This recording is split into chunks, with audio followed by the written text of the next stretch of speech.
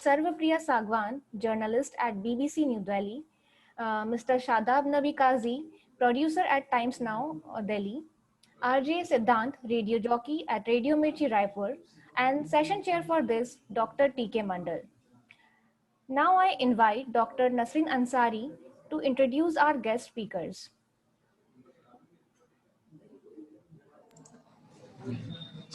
Thank you, Supriya ma'am. Good morning, everyone, and welcome to the Day 2 Prabha 2021. Myself, Dr. Nasreen Ansari. It's a pleasure for me to introduce our today's speakers with their profile. Our first speaker for today is Sir Priya Sangwan. Sir Priya Sangwan, presently working as a YouTube editor for All India Language BBC. She earlier worked as multimedia broadcast journalist and also worked with NDTV as news presenter and editor, a producer from September 2011 to 2017. She is a popular name in Hindi reporting. She worked with Ravish Kumar in his show Prime Time and well known for her 2014 Lok Sabha elections reporting. She has also won Ramnath Goenka Excellence in Journalism, Environment and Science category in 2020. Red Ink Award by Mumbai Press Club in 2009 and Best News Article Sliver by FAX Digipav World in 2019 for her story around uranium radiation for the people of Jadugoda in Jharkhand. Apart from journalism, she is also popular for her articles over social media and has put a great impact over a large audience with her writings. She is also an active poetess and has also been featured in a book titled Musafir Cafe by Divya Prakash Dubey. On behalf of Shri Vaishnav Vidyapeeth Vishwavidyalaya, I welcome you, ma'am. Our second speaker for today is Shadab Nabi Kazi. Shadab Nabi Kazi has been working in TV media industry for last 13 years. He is currently working as an associate producer with Times Now. He has been a part of Republic TV launch team as an associate producer. He has worked in Bansal News Madhya Pradesh, Chhattisgarh and Bharat Samachar as a senior anchor. During last 13 years in the industry, he got chance to work as anchor, newsreader, reporter, and producer. He is a postgraduate from Makanlal Chaturvedi National University of Journalism and Communication, Bhopal. He did PG Diploma in TV Journalism from New Delhi YMCA and completed his graduation from Karodi Mal College, Delhi University. On behalf of Shri Vaishnav Vidyapeeth Vishwavidyalaya, I welcome you, sir. Next, we are having RJ Siddhant. RJ Siddhant is currently working as a RJ in Radio Mirchi 98.3 Raipur. He is the host of the show Mirchi Hangout, covering Raipur, Durg, Bhilai, Raigad, Nagpur, and Jabalpur. He is famous with the title Viral Wala RJ. He is also a blogger and creates content on topics like food, fashion, and travel. He has also received award for digital marketing by Wagner. Later on, he hosted India's first radio show from a train. On behalf of Shri Vaishnav Vidyapeeth Vishwavidyalaya, we welcome you, sir. Thank you so much. Over to Supriya ma'am. Thank you, Nasreen ma'am. Now I would like to introduce our session chair, Dr. TK Mandal. Dr. TK Mandal is professor in management at Shri Vaishnav Vidyapeeth Vishwavidyalaya, Indore. He also heads the School of Law and Center of Excellence in Happiness Studies, an alumnus of IIT Kharagpur, NIT Mumbai. He has 35 years of rich experience with 11 years as Vice President with JK Paper, New Delhi, and 11 years as Plant HR Head with Aditya Birla Group. Dr. Mandal is a certified executive coach by Ericsson Coaching International India. He is also an expert in job analysis and job evaluation certified by Hay Group. He was also conferred upon 100 most talented global HR leaders by CHRO Asia in 2015 and 100 top HR minds in India by World HRD Congress in 2018. Dr. Mandal has written articles and featured in interviews in several print and electronic media. Now I invite Session Chair Dr. T.K. Mandal over to you, sir. Thank you, Supriya. Our Dean, Dr. Santosh Dar, my faculty colleagues, and of course the eminent speakers in this panel. There are a lot of exciting things to talk about as far as this particular plenary session is concerned. First and foremost is I find only Dr. Mrs. Dhar to give me company in terms of age. And it's really a great thing to be among the youngsters. You know, I can see they're all bubbling with energy. And suddenly I started feeling, looking at the, the monitor, started feeling at least 10, 15 years younger. That's a great thing. That's a great thing when you are in education and when you interact with young minds.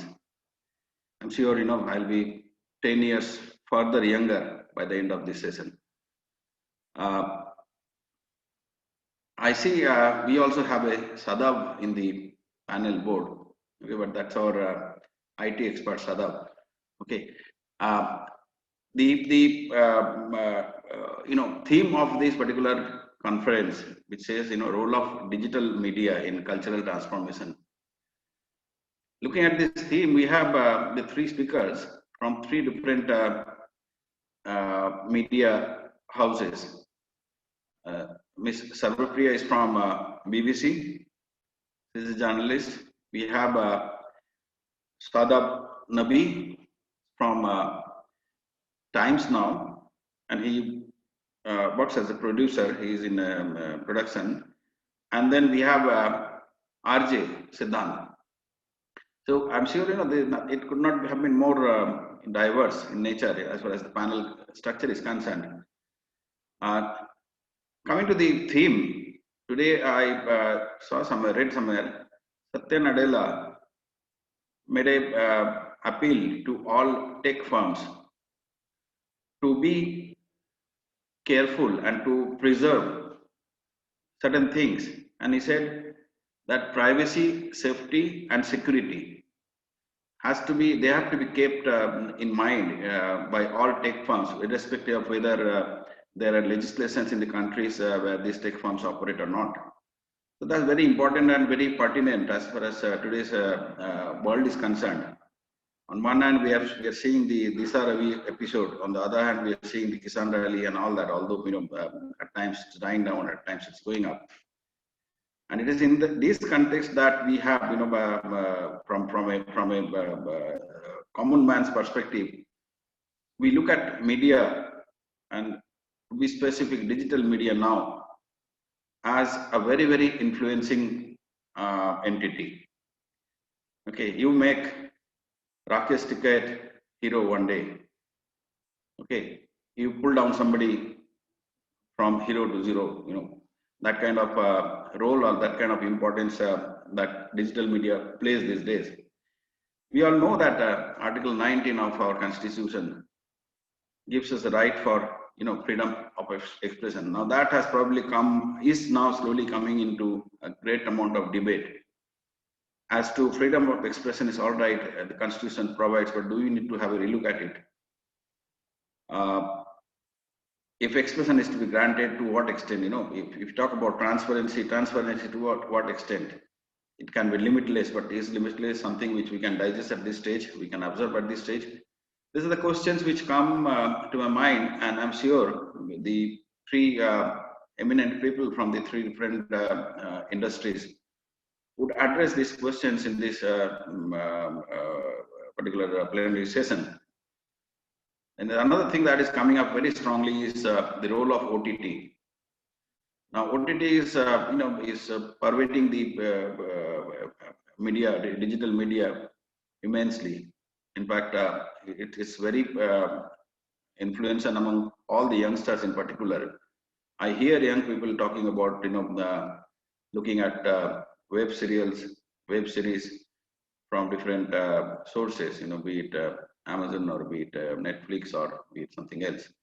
So ultimately the content that is delivered through OTT, to what extent they are bound by ethical principles, and unless that is addressed, we probably would have a tremendous impact on the culture of the youth, of the young generation today.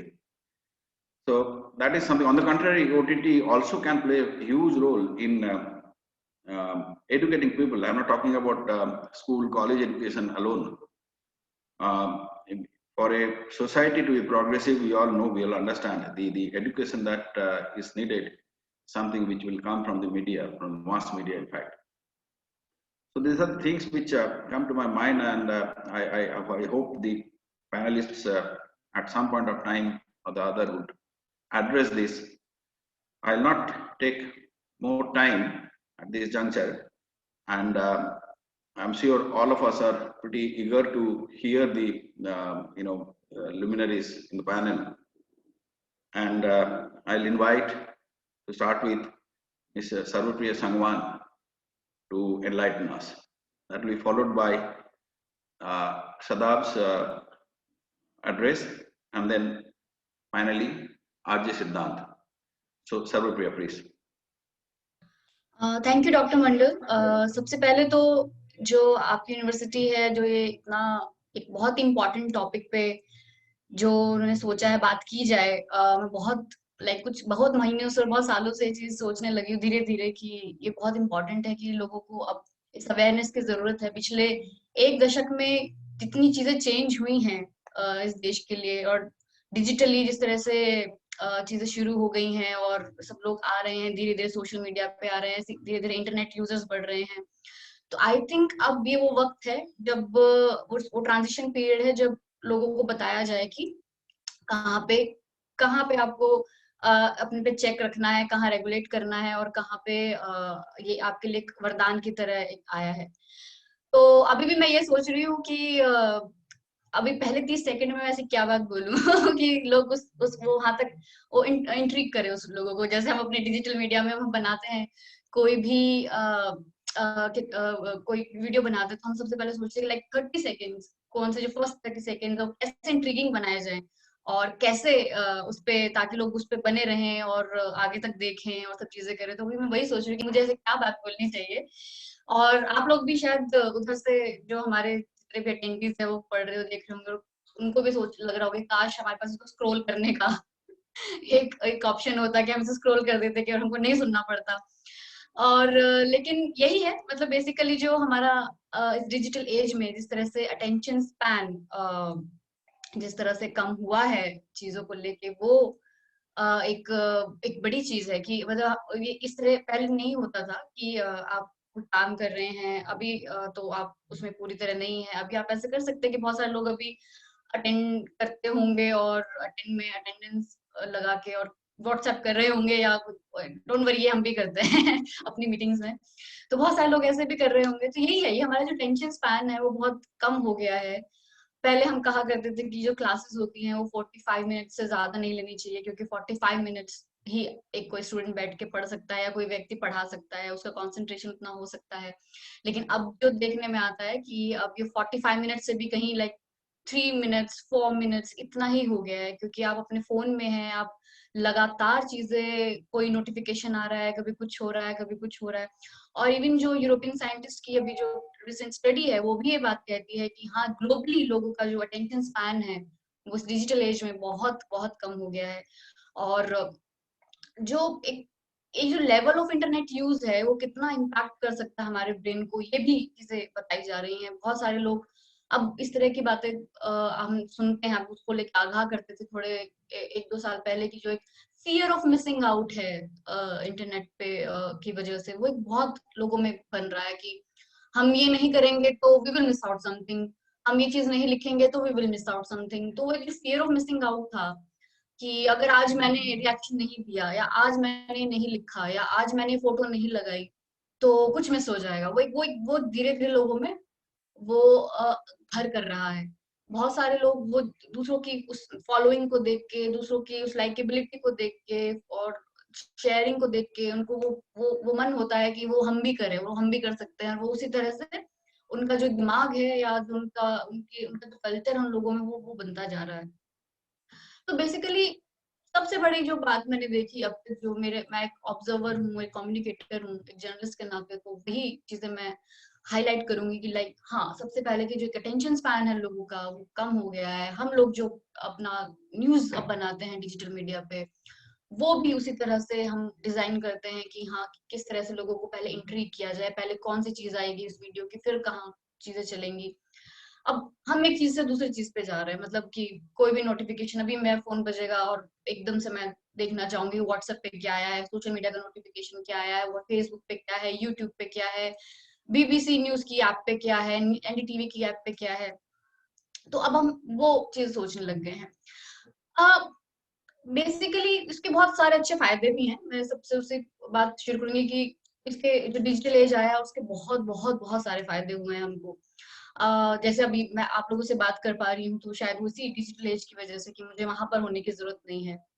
हालांकि मतलब मैं नहीं कहूंगी कि ये बहुत फायदे की बात है, क्योंकि मतलब अब आपको जबरदस्ती सुनना ही पड़ेगा उस इंसान को। But on a serious note कि सही में बहुत सारे ऐसी चीजें हुई हैं कि जो एक वरदान साबित हुई हैं, और अब हम शायद वो सोच भी नहीं सकते वो वक्त कि जिसमें हम पैदा हुए थे, पले पढ़ रहे थे, और तब इंटरनेट बिल्कुल भी नहीं था। मतलब जब मैं स्कूल में थी या कॉलेज में थी तो मुझे एक वेबसाइट के अलावा पता ही नहीं था yahoo.com के अलावा क्या है इंटरनेट और क्या चीजें नहीं है। लेकिन अब धीरे धीरे जिस तरह से वो डिजिटल एज आया है कि आप हर काम अपने स्मार्टफोन से कर पा रहे हैं, अपने आपको थोड़ी सी भी नॉलेज है तो आप चीजें कर पाते हैं। तो इससे जो एक इक्वालिटी ऑफ इंफॉर्मेशन आनी चाहिए थी कि अब आपके पास जैसे जैसे सबके हाथ में स्मार्टफोन्स पहुंच रहे हैं, इंटरनेट पहुंच रहा है, फ्री इंटरनेट पहुंच रहा है, तो एक इक्वालिटी ऑफ इंफॉर्मेशन आनी चाहिए थी। इससे पहले जब टीवी आया था तब भी वो एक क्रांति के तौर पे ही आया था। मैं ऐसे ऐसे गाँव में गई हूँ अपनी रिपोर्टिंग के दौरान कि जहाँ शायद लोगों के पास ठीक से खाने के लिए चीजें नहीं है, समस्या है खाने की, लेकिन घर में टीवी जरूर है। तो जो टीवी की पहुंच है वो इतनी ज्यादा पहुंच चुकी है, जो अब भी जो सबसे बड़ा अगर मीडिया प्लेटफॉर्म अगर कहें तो वो टीवी ही है। और इतने स्ट्रॉन्ग मीडिया से जो उम्मीद थी वो उस पर कितना खरा उतर रहा है। अगर हम बात इंफॉर्मेशन की करें तो उस पर कितना खरा उतर रहा है, क्या एक्चुअली वो इंफॉर्मेशन लोगों तक पहुंच रही है जिसके वो हकदार हैं। भाई अभी तो वो जो देखना चाहते हैं वो वही देखते हैं, चाहे उसी कोई आप एंटरटेनमेंट कहते हैं कि हाँ जिसमें मेरा इंटरेस्ट है, जो मुझे अच्छा लग रहा है तो मैं वही देख पाऊँ, तो वही वो चीज देख रहे हैं। लेकिन क्या इंफॉर्मेशन और नॉलेज के जो पैमाना है जो उस पे वो कितना खरा उतर रहा है। तो ये जो कल्चर चेंज होना चाहिए था एक प्रोग्रेसिव सोसाइटी के लिए, तो क्या वो हमें उस इंफॉर्मेशन उन प्रोग्राम से हमें मिल रहा है? कहीं वो हमें और रिग्रेसिव तो नहीं बना रहा है? आप अगर अगर इसका पूरा मतलब ये छोटी छोटी चीजें मैं जो बोल रही हूँ वो उन पे घंटों बात हो सकती है, उन पे कई चीजें लिखी जा सकती हैं, लेकिन मैं उनको बस छू कर थोड़ा निकलना चाहूंगी। आप अगर देखें कि जो हमारे टीवी पे जो चीजें बनती हैं चाहे वो एंटरटेनमेंट की भी हो, तो उसमें वो क्या हमको एक्चुअली प्रोग्रेसिव बना रहा है कि हमें रिग्रेसिव बना रहा है जिस तरह के कंटेंट उस पर बनता है। तो बात कहने की बात ये है मेनली कि टेक्निक के साथ साथ उस टेक्निक के सही इस्तेमाल की जो अवेयरनेस आनी चाहिए थी, उसके सही इस्तेमाल का एक जो कल्चर आना चाहिए था वो अभी तक नहीं आया है। और शायद इसी को मैं ट्रांजिशन पीरियड कह रही हूँ कि क्योंकि अब वो वक्त है कि जब लोगों को बताया जाए, धीरे धीरे धीरे वो अवेयरनेस फैलाई जाए कि हम जो टेक्निक यूज कर रहे हैं, जो टेक्नोलॉजी हमारे हाथ में है, वो एक्चुअली हाँ वो हमारी मुट्ठी में है या हम उसकी मुट्ठी में हो रहे हैं। तो अब यही जो टीवी के साथ जो आई वही चीज इंटरनेट क्रांति के वक्त भी अब शायद दोहराई जा रही है।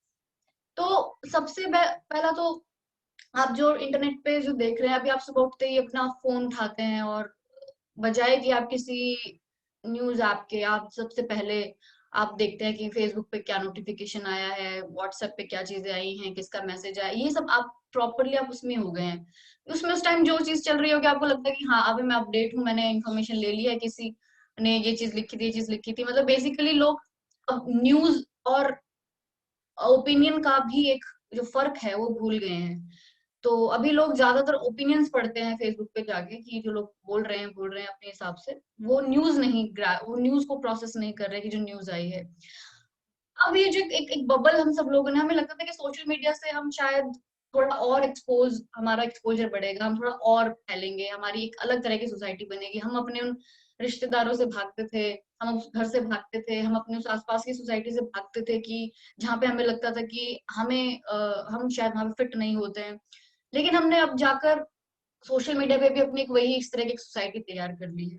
वही 100-150 लोग आप सबकी लिस्ट में, हम सबके म्यूचुअल फ्रेंड्स होते हैं, वही सब उसमें ऐड होते हैं। उसी में उन्हीं को ही दिखाने के लिए हम चीजें कर रहे होते हैं और उन्हीं की किसी बात से हम आहत हो रहे होते हैं, फिर उन्हीं की किसी बात पे हम रिएक्शन दे रहे होते हैं। तो हमने अपनी सोसाइटी तो बना ली है, वहां पर भी वैसे एक छोटी बबल बना लिया है। उसी के हिसाब से ही हम चीजें रिएक्ट कर रहे हैं, बोल रहे हैं, कोई कुछ लिख रहा है तो हम उसके ऊपर रिएक्ट कर रहे हैं। तो और ये भी देखिए कि आपके जो फ्रेंड लिस्ट है उसमें भी आपको एक ही इकोनॉमिक स्ट्रेटा के ही लोग उसमें ऐड मिलेंगे। आप मिडिल क्लास से हैं तो आपको मिडिल क्लास के ही लोग आप देखिएगा उसमें आपकी फ्रेंड लिस्ट में एडेड होंगे। आपके आसपास के लोग, कोई आपको नहीं मिलेगा कि कोई कोई मजदूर है, कोई ड्राइवर है, वो भी फेसबुक पे हैं, बहुत सारे लोग हैं, आप वो आपको नहीं मिलेंगे उस तरह से। तो जो एक्सपेक्टेड था सोशल मीडिया से कि हमारा एक्सपोजर बढ़ेगा और हम आगे जाएंगे और बहुत सारे लोगों से कनेक्ट होंगे, क्या हम एक्चुअली कनेक्ट हो रहे हैं? लेकिन मैं उसी के साथ में कहूंगी कि हमारे पास विकल्प तो है कि हम ऐसा कर सकते हैं, लेकिन हम उस विकल्प का इस्तेमाल नहीं कर रहे हैं। अभी जो एल्गोरिदम है जो आपको सेट कर रहा है, वो एल्गोरिदम से ही हम हमारे पास वही चीज आ रही है जो हम चीजें पढ़ते हैं, जिस पर रिएक्ट करते हैं, तो हम वो एल्गोरिदम डिसाइड कर रहा है कि हम और क्या चीज देखें। वही चीज हमको बार बार बताई जा रही है। अगर हम हमारी एक ओपिनियन है किसी चीज को लेके, उसी ओपिनियन को लेकर ही और ज्यादा मजबूत किया जा रहा है, चाहे वो एक ओपिनियन एक बायस से बनी है या हमारी इच्छा से बनी है या जिस भी चीज से, हमारे परिवेश से बनी है शायद, वो ही उसी ओपिनियन को और मजबूत किया जा रहा है।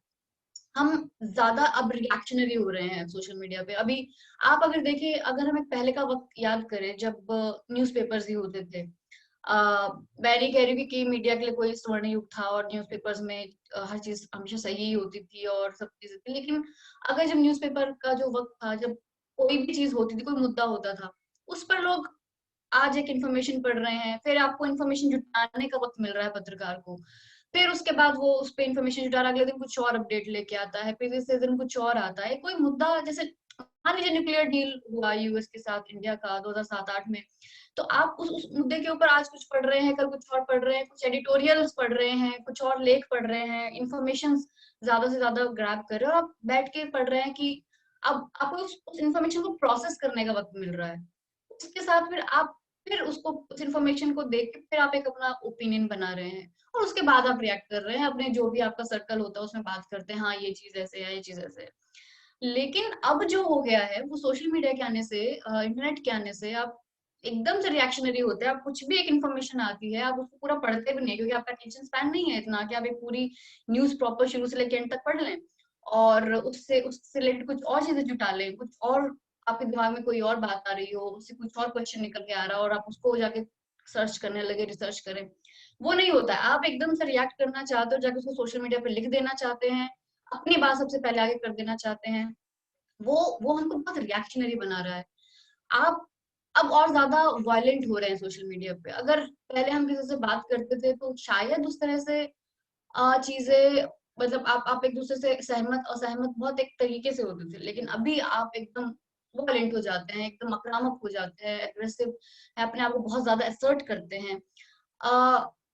जो क्रिटिक को जो कहते हैं हम, जैसे अभी आपने कुछ वेब सीरीज का भी नाम लिया, आप जब ओटीटी प्लेटफॉर्म्स की बात कर रहे थे डॉक्टर मंडल, तो एकदम से आप उसमें भी कुछ चीजें देखते हैं तो क्रिटिक जब आप देना चाहते हैं तो आप दो लाइन की चीजों को, मतलब आप कहते हैं कि मेरा क्रिटिक है, मुझे चीज बकवास लगी, मुझे चीज अच्छी नहीं लगी, इसको आप कहते हैं क्रिटिक है। क्रिटिक ने अपना फॉर्मेट खो दिया है। मतलब अभी अगर आप देखें कि एक्चुअली क्रिटिक किसको कहा जाता है, किसी व्यक्ति के ऊपर जब आप अगर कोई क्रिटिक लिखते हैं तो कैसे उसकी पूरी लाइफ को किस तरह से आप एक फॉर्मेट में डिफाइन करते हैं, किस तरह से कोट्स इकट्ठा करते हैं, किस तरह से रेफरेंसेस इकट्ठा करते हैं और उसको किस तरह से पिरोते हैं, वो एक क्रिटिक होता था। वो अभी वो क्रिटिक नहीं है। आप अपनी दो लाइन की बात को कहते हैं मेरा क्रिटिक, आलोचना आप स्वीकार करिए, आप सहजता से लीजिए। क्या यही चीज अगर हम अपने कॉलेजेस में, अपने क्लास में कोई टीचर किसी स्टूडेंट को ये बात कह देता है उठ के कि तुम बहुत बकवास काम करते हो, क्या हम उसे सहजता से उस क्रिटिक को लेते हैं? या हम ये चाहते हैं कि हाँ वो हमें आके बताए, हमें अकेले में और बताए कि आप यहाँ पे सुधार कर सकते हैं? तो जो क्रिटिक का जो एक मेन मोटिव था कि आप एक इम्प्रूवमेंट चाहते हैं, वो वो इम्प्रूवमेंट करनी चाहते हैं। अभी आप चाहते हैं कि मैं किसी को नीचा दिखाऊं या मैं अपने को बेटर दिखाऊं। आप पोस्ट भी हम इस तरह से लिखते हैं कि हम किसी अब हम दिखना चाहते हैं, हम कुछ दिखना चाहते हैं, हम कुछ होना नहीं चाहते हैं। बेसिकली आप दिखाएंगे कि नहीं, how lucky I am to have this person in my life. तो वो आप यही चीज बस लोगों को दिखाना चाह रहे हैं कि मैं कितना खुश हूँ, कहीं मैं पीछे ना रह जाऊँ उस खुशी को दिखाने में, कि वो सामने वाला मुझे दिख रहा है कि वो खुश है, तो मुझे भी वो दिखाना चाहिए कि मैं खुश हूँ, चाहे आप हो ना हो।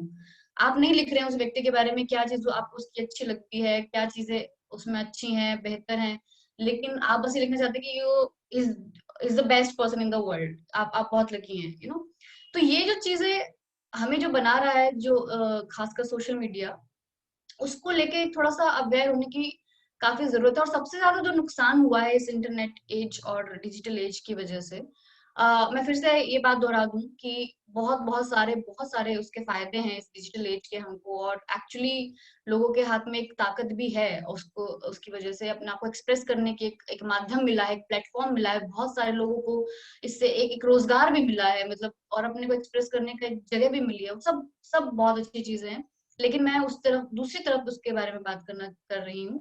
जो नुकसान भी हुआ है वो न्यूज इंडस्ट्री को इससे बहुत ज्यादा हुआ है, न्यूज का कल्चर बदला है। तो जैसे मैंने पहले ही बताया कि कैसे जो पहले इशू होता था तो उस पे एक टाइम मिलता था, एक मत बनाने का, सोचने का, उस इन्फॉर्मेशन को प्रोसेस करने का। लेकिन अभी इतना कंटेंट क्रिएशन की होड़ है कि विचार के लिए वक्त नहीं है। आपके दिमाग में आया, आपने लिख दिया, लोगों को मजा आया तो उन्होंने शो शेयर कर दिया। मीम कल्चर, जिसको हम मीम कल्चर, एकदम से बहुत उभरा है। मतलब हमारे पास वो पेशेंस नहीं है कि हम रिएक्शन देने से पहले कुछ सोचें, उसके बाद लिखें, पढ़ें, लेकिन नहीं, हमें चुटकुले बनाने की जल्दी है, और इसी ने ही न्यूज का फ्लो भी बदल दिया है। अब सोशल मीडिया से न्यूज रूम में टॉपिक्स जा रहे हैं, हम वो दिखा रहे हैं कि जो लोग देखना चाह रहे हैं। हम उस एनालिटिक्स को पढ़ते हैं जाकर, उन यूट्यूब एनालिटिक्स को, कि लोगों ने कितनी देर देखी, कितना क्या क्या, फेसबुक एनालिटिक्स को देखते हैं कि लोगों ने कितनी देर ये चीज देखी हमारी।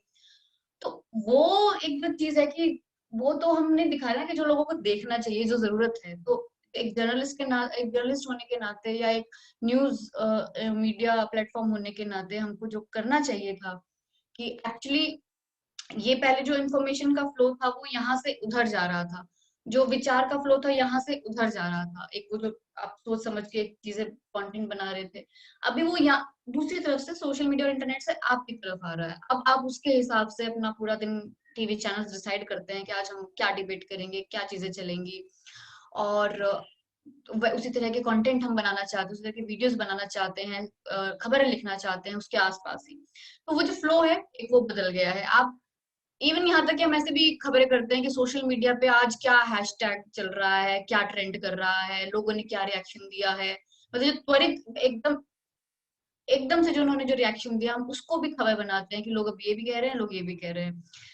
तो जो हम बेसिकली अब जो न्यूज है वो एंटरटेनमेंट की तरह ही हम लोगों को पेश कर रहे हैं, क्योंकि एंटरटेनमेंट वही हुआ ना कि जो लोग देखना चाहते हैं तो हम वो कंटेंट बना रहे हैं और वो उनको पेश कर रहे हैं, तो आप न्यूज भी उसी तरह से पेश कर रहे हैं।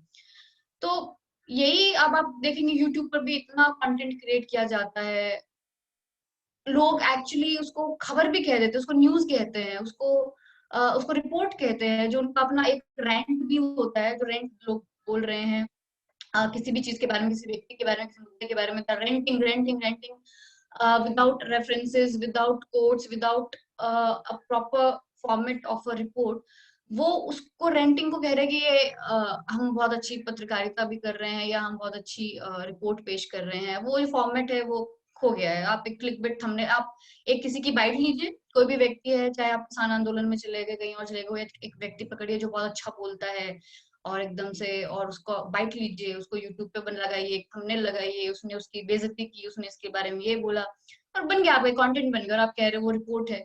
ये जो मीडिया लिटरेसी है वो एकदम खत्म हो रही है, वो एकदम जा रही है। तो बेसिकली डिजिटल एज ने और उसके साथ साथ एक जो न्यूज के साथ एक फेक न्यूज का जो एक प्रॉब्लम जो स्टार्ट हुआ है। फेक न्यूज ऐसा नहीं कि पहले नहीं होती थी, पहले भी फेक न्यूज होती थी, पहले भी, क्योंकि इंफॉर्मेशन के प्लेटफॉर्म्स कम थे आपके पास लेने के लिए, तो आप वो बहुत इजी होता था कि अगर कोई सरकार चाहती है तो वो एक एक एक नैरेटिव बना सकती है, और एक तरीके से लोगों में वो इंस्टिल कर सकती है उस नैरेटिव को, और लोग मान लेते थे। इवन फर्स्ट वर्ल्ड वॉर से ही फेक न्यूज तो चल रहा है, फेक न्यूज चलती थी, मतलब ऐसा नहीं कि अभी से स्टार्ट हुआ है। लेकिन अब वो जो फेक न्यूज का जो क्या कहते हैं, जितनी ज्यादा, जिस तरह से बॉम्बार्डमेंट जो हो गई है हमारे पास, हमें मालूम ही नहीं है कि हम पता ही नहीं कर पा रहे हैं कि क्या सच है, क्या झूठ है, और कैसे उसको जाके हम कंफर्म करें या नहीं करें। क्योंकि अभी तो न्यूज़ चैनल्स पे भी आने लगा है फेक न्यूज़। आप व्हाट्सएप फॉरवर्ड्स को आप न्यूज़ पे चला देते हैं और आप बोल रहे हैं उसके बारे में बहुत आराम से। तो वो क्यों है? वो शायद हड़बड़ी ही है कि हम कहीं पीछे ना रह जाएं। फियर ऑफ मिसिंग आउट, मतलब न्यूज़ चैनल्स में भी वही हो गया है कि फियर ऑफ मिसिंग आउट। कहीं सोशल मीडिया पे जल्दी से जल्दी बात होनी चाहिए, ये होना चाहिए, वो होना चाहिए। तो बेसिकली ये एक जो फेक न्यूज़ भी बहुत एक बहुत वास्ट टॉपिक है जिसको हम अलग-अलग तरह से इसको एड्रेस कर सकते हैं। लेकिन ये सिर्फ मैं इसको छूना चाहती हूँ कि फेक न्यूज़ को भी एक एक इतना बड़ा जो प्रॉब्लम स्टार्ट हुआ है, वो शायद डिजिटल एज में उसका फैलना बहुत ज़्यादा आसान हो गया है, जो पहले काफ़ी दिनों में फैल सकता था। लेकिन हाँ, ये भी बात है कि उसी डिजिटल एज की वजह से ही अब उस फेक न्यूज़ को काउंटर करना भी आसान है। लेकिन फिर भी आप देखिए कि लोग नेगेटिविटी की तरफ या सेंसेशनलिज्म की तरफ बहुत जल्दी अट्रैक्ट होते हैं, सच्चाई की तरफ कम होते हैं। तो आप उनको सेंसेशनल कुछ बताएंगे, कुछ नेगेटिव कुछ बताएंगे, तो इतना फैल जाएगा, वो इतना ज्यादा चला जाएगा कि आप अगर सच भी जब बता रहे हैं वो लोगों को नहीं पता चलता है। इवन ये हुआ है, ये बीबीसी के साथ। ये एक मैं एग्जांपल दूंगी। कश्मीर के वक्त में जब कश्मीर का 370 धारा 370 को हटाया गया था, तो उसके बाद 2 दिन 4-5 दिन बाद एक प्रोटेस्ट हुआ था वहां पे। उसकी वीडियो जैसे वायरल हुई, बीबीसी पे चली, अल जजीरा पे चली, सब इंटरनेशनल मीडिया के पास वो वीडियो था, उन्होंने ही वो चलाया था। तो एकदम से उसको फेक न्यूज करार दिया गया कि ये फेक न्यूज है, तो फेक न्यूज है, कोई प्रोटेस्ट नहीं हुआ, पुरानी खबर है, पुरानी वीडियो चला दी है, ये है वो है। इतना ज्यादा हो रहा था कि हमको भी ये लगने लगा कि कहीं एक्चुअली ऐसा तो नहीं है। लेकिन ऐसा नहीं था। 2-3 दिन बाद जब होम मिनिस्ट्री ने ही इस चीज को कंफर्म किया कि हाँ प्रोटेस्ट हुआ, और अपने ट्विटर हैंडल से उसको लिखा गया, लेकिन वो खबर तो बहुत कम लोगों ने पढ़ी। वो जो फैल गया था कि ये फेक न्यूज है और बीबीसी ने चला दिया है उस फेक न्यूज को, वो बहुत ज्यादा फैल गया। वो लोगों को लग गया कि तो फेक न्यूज चलता है। इवन पर्सनली कोई मुझे मिले किसी और स्टेट में, तो उन्होंने मुझे कहा कि आप फेक न्यूज मत फैलाइए। मतलब उनको ये वाली इन्फॉर्मेशन तो कभी मिली ही नहीं कि रियल न्यूज क्या थी। तो ये जो फेक न्यूज जो एक जो हुआ है, वो डिजिटल उसका जो प्रसार है वो बहुत आसान हो गया है। तो अब मैं अपनी बात थोड़ा सा खत्म करना चाहूंगी कि डिजिटल एज ने जो हमें एक प्रोडक्ट के तौर पर और ज्यादा स्थापित किया है। एक कैपिटलिस्ट सोसाइटी में हमारे लिए कल्चर तैयार किया जाता है और फिर प्रोडक्ट तैयार किए जाते हैं जिन्हें हम कल्चर का हिस्सा मानकर खरीदते हैं। वो कुछ भी हो सकता है। अगर पहले दिवाली पर लोग मिठाई नहीं देते, अब कुछ और अलग तरह की चीजें देते हैं, और भी बहुत तरह की, मतलब अब कल्चर एक अलग है कि अब वैलेंटाइंस डे बनता है, चीजें देनी होती हैं, वो एक अब वो हमारे उसका हिस्सा हो गया है हमारे कल्चर का कि हमको ये त्योहार भी मनाना है। ये चीज उसमें कोई बुराई नहीं है, लेकिन मैं सिर्फ बता रही हूँ कि ये कैपिटलिस्ट सोसाइटी में हमारे कल्चर तैयार किया जाता है, उसके प्रोडक्ट तैयार किए जाते हैं, और फिर वो हमारे एक जीवन का एक हिस्सा बन जाता है कल्चर का। तो डिजिटल एज में अब हम प्रोडक्ट बन गए हैं। पहले तो इंटरनेट फ्री नहीं था, लेकिन अब फ्री डेटा देने की होड़ है, इतना डेटा मिल जाता है कि पूरा इस्तेमाल भी नहीं होता। सोशल मीडिया फ्री है, और जैसा कि एक नेटफ्लिक्स पर आई फिल्म सोशल डिलेमा की शुरुआत ही यहाँ से होती है, इस लाइन से कि अगर आपने उस प्रोडक्ट को खरीदने के लिए पैसे नहीं चुकाए हैं, अगर आपने उसको खरीदा नहीं है, तो समझिए आप ही प्रोडक्ट हैं। हमारा जो पर्सनल डेटा है वो अब एक खरीदने बेचने की चीज बन गया है। भारत जैसे देश में जहाँ डेटा प्रोटेक्शन का कानून नहीं है, प्रिवेसी का कल्चर नहीं है, वहाँ इंटरनेट कंपनियां, सोशल मीडिया कंपनियों के लिए अब हम एक भीड़ है, एक बाजार है। और मजे की बात है कि उस मार्केट में हमारा ही प्रोडक्ट, हमारा ही डेटा बिक रहा है। और लेकिन वही बात है कि काम तो एक सरकार का होता है किसी भी देश की, कि वो देश की जनता वो बताए इन कंपनियों को कि हमारी जो जनता है ये वो भीड़ नहीं है, वो प्रोडक्ट नहीं है, वो नागरिक हैं। और उनकी प्रिवेसी, उनका डेटा एक इम्पोर्टेंट चीज है हमारे लिए। तो वो कानून लेकर आए, लेकिन हमारे यहाँ पे वो ऐसे कानून नहीं है। और अब ये जो सही बेसिकली सवाल तो लोग बहुत पूछते हैं। अब इस तरफ के भी लोग बहुत पूछते हैं, किसी भी आइडियोलॉजी के लोग पूछते हैं, किसी भी पार्टी को पसंद करने वाले लोग सवाल बहुत पूछते हैं। लेकिन उन सवालों की ना तो प्राथमिकता तय है, ना उन्हें पता है कि क्या प्राथमिकता है, ना उन्हें ये पता है कि अब ये सही सवाल क्या है, कौन सी चीज है जो हमको इम्पोर्टेंट है, जो पूछनी चाहिए। सवाल सब बोलेंगे, किसी किसी नेता के बारे में कुछ बोल देंगे, किसी के बारे में कुछ बोल देंगे, किसी का मजाक बना देंगे, और किसी को कुछ भी कह देंगे, तो वो जो सवाल, सही सवाल पूछने का जो कल्चर है, वो भी अब इंटरनेट की वजह से इवन खत्म हो रहे हैं। सोशल मीडिया की वजह से अभी लोग एक दूसरे को रोक देते हैं कि आप ऐसा चीज पूछ ही क्यों रहे हैं, आप ऐसी चीज कह ही क्यों रहे हैं। अब आप पूछेंगे कि इसका हल क्या है, कि हम क्या करें भाई, आपने सब सब कुछ गिना दिया है कि बीमारी है, ये सब है, वो सब है। तो बीच में जो मैंने एक चीज कही थी कि सबसे पहली बात तो हमें को मीडिया लिटरेसी की बहुत जरूरत है। हम इसको रिपोर्ट नहीं कह सकते कि आपने किसी की बाइट लगा दी और आप कह रहे हैं कि ये रिपोर्ट है। इवन मैंने भी एक ट्विटर पे एक वीडियो लगाया था बिहार इलेक्शन में, बस ऐसे किसी व्यक्ति से बातचीत का, और वो इतना वायरल हुआ, इतना वायरल हुआ, मुझे लगा कि, और नीचे लोग लिख रहे हैं कि बहुत अच्छी रिपोर्ट है। I felt very bad about it actually, कि लोगों को ये ऐसे क्यों लग रहा है कि ये रिपोर्ट है। लोगों में अभी तक वो सेंस क्यों नहीं है, वो लिटरेसी क्यों नहीं है कि वो रिपोर्ट में और किसी सिर्फ एक बातचीत में फर्क महसूस कर सकें। तो वो मीडिया लिटरेसी बहुत गायब है। वो कॉलेजेस से, स्कूल से वो मीडिया लिटरेसी कहीं पे भी नहीं आ रही है, और जिसकी सबसे ज्यादा जरूरत है। सारा देश इस मीडिया की वजह से ही अभी वो नैरेटिव्स बन रहे हैं, उसमें चीजें चल रही हैं, लोग अपने ओपिनियंस बना रहे हैं। तो पहले तो हमको जो जर्नलिज्म स्टूडेंट हैं या जर्नलिस्ट हैं, खुद को पहले मीडिया लिटरेट होने की बहुत जरूरत है। हमें पहले उन लाइनों को अपने लिए, उन लकीरों को, उनको उस फाइन लाइन को बनाना पड़ेगा कि ये चीज ये है और ये चीज ये है। हम उन चीजों को अच्छे से समझने की जरूरत है। हम जो पढ़ रहे हैं अभी, तो सब लोग थ्योरी ऐसे पढ़ लेते रट्टा मार के, हम जर्नलिज्म में भी चीजें बोल दी, लिख दी, पास हो गए, चले गए, लेकिन वो बहुत इंपॉर्टेंट चीजें हैं। तो डिजिटल के एज के खतरों और फायदों को लेकर अवेयरनेस की जरूरत है। हमें ये देखना पड़ेगा कि उस फायदे को कितना मैक्सिमाइज किया जाए, बजाय कि उसके जो खतरे हैं और उनको लेके हम अवेयर रहें कि हाँ, जो मैंने आज एक वीडियो देखी है, उसको लेके उससे क्या मेरे दिमाग में सवाल आ रहा है कि यार, इस बंदे ने बोला है कि सोर्सेज ऐसा कह रहे हैं कि ये चीज ऐसे है।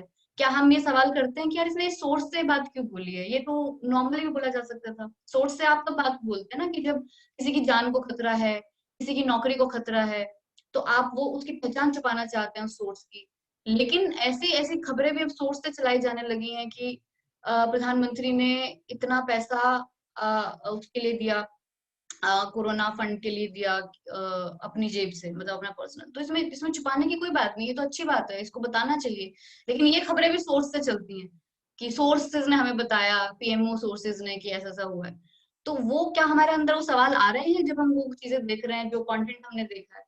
तो ये सब अवेयरनेस की बहुत जरूरत है। और जो इन्फॉर्मेशन आप तक, ये जानने की जरूरत है कि जो इन्फॉर्मेशन आप तक पहुंच रही है, शायद वो पर्याप्त ना हो, शायद हमें और सोचना चाहिए। थोड़ा अब रुकने की ज्यादा जरूरत है, प्रोसेस करने की ज्यादा जरूरत है, देखने की, समझने की ज्यादा जरूरत है। और न्यूज और सोशल मीडिया में वो फर्क करने की जरूरत है। और कल्चर वो एक दिन में नहीं बनता है, इट टेक्स टाइम। आपने देखा होगा कि किसी इंटरनेशनल कंपनी में के जो कल्चर होता है, वर्क कल्चर, वो बहुत डिफरेंट होता है, और वो, लेकिन वो एक दिन में नहीं बनता है। वो सालों के उस इंटरवेंशन की वजह से, उस अवेयरनेस की वजह से, और चीजों को करेक्ट करते चलने की वजह से वो एक कल्चर बनता है। तो इसलिए जो कल्चर हमारे डिजिटल एज का भी जो बनेगा, अब जिस समय इस ट्रांजिशन पीरियड में है, जहाँ पे मतलब इतने सारे लोग, मेरे ख्याल से 76 करोड़ यूजर्स हैं जिनके पास स्मार्टफोन आ गया है। वर्ल्ड बैंक के हिसाब से इंटरनेट यूजर अभी देश में 35% ही हैं। फेसबुक पे 31 करोड़ लोग हैं। तो अभी वो उतनी भी पहुंच नहीं हुई है जितनी की टीवी की जिस तरह से पहुंच है। लेकिन अगर हम ये अभी से इस चीज को समझें कि ये जो एज है, जो कल्चर है, इसको किस तरह से बनाया जाए, किस तरफ मोड़ा जाए, तो मेरे ख्याल से कुछ चीजें अब चेंज होंगी। आप ये नहीं एक्सपेक्ट कर सकते कि आज मैं आपको कुछ कहूँ और आप कल उसमें चीजें चेंज देखें। ये धीरे धीरे बात करने से ही चीजें बदलती हैं। तो thank you, this was from me, thanks. Thank you so much, Sarvapriya. I request all the participants to post your questions in the question and answer box. We'll take up the questions. Time permits all, otherwise selective questions at the end of the session. I request Mr. Sadam Nabi to please come up and address us. Yeah. Hello everyone. Thanks for inviting me. I'm sorry सबसे पहले, क्योंकि कुछ तो problem हुआ मेरे laptop के साथ और मुझे मोबाइल से ज्वाइन करना पड़ा है। लेकिन अच्छी बात है कि हम मोबाइल से भी ज्वाइन कर सकते हैं। पहले ये प्रॉब्लम हो जाती थी, और ये डिजिटल एज ही है कि एक जगह पर बैठ के मैं थोड़ा सा बता देता हूँ कि मैं इस वक्त अपने होम टाउन आया हुआ हूँ। मध्य प्रदेश में भिंड में हूँ, और शादी है घर में, लेकिन ये क्योंकि कमिटमेंट बहुत पुराना था तो मुझे लेना था और करना था। बट इसी फ्लोर पे जहाँ मैं घर में बैठा हुआ हूँ, 3 मेरे और कजिन या अपने आंसर शीट लिख रहे हैं ऑनलाइन, और या फिर अपना वर्क फ्रॉम होम कर रहे हैं। तो ये डिजिटलाइजेशन ही है जिसकी वजह से हम सब ये कर पा रहे हैं। क्योंकि मेरा जो सीक्वेंस है, जो नंबर है, वो सरप्रिया मैम के बाद आया है, और ऐसे में ऐसा ही हो जाता है कि अब मैं सूरज को क्या दिया दिखाऊं, क्या टॉर्च दिखाऊं, क्योंकि वो जीनियस हैं। हम सब फैन हैं उनके, उनकी रिपोर्ट्स के फैन हैं, और आज से नहीं, काफ़ी लंबे वक्त से उनके फैन रहे हैं, और अ, उनको सलाम करते हैं इतनी अच्छी रिपोर्टिंग के लिए। वो लगातार करते रहे हैं, बीबीसी में हैं, और इस फील्ड की हम सबसे अच्छा अगर वो जानते हैं, वही जानते हैं हम सबसे ज़्यादा बेटर। और सब कुछ उन्होंने आई गेस कवर कर लिया है। मैं सुन रहा था उनको, और मैं खुद गेन कर रहा था कि हमारे लिए कितना कुछ सीखने के लिए ये होता है। Thanks everybody. Thank you Mandal sir, Dhar ma'am and Supriya ma'am, Seema ma'am, invite करने के लिए।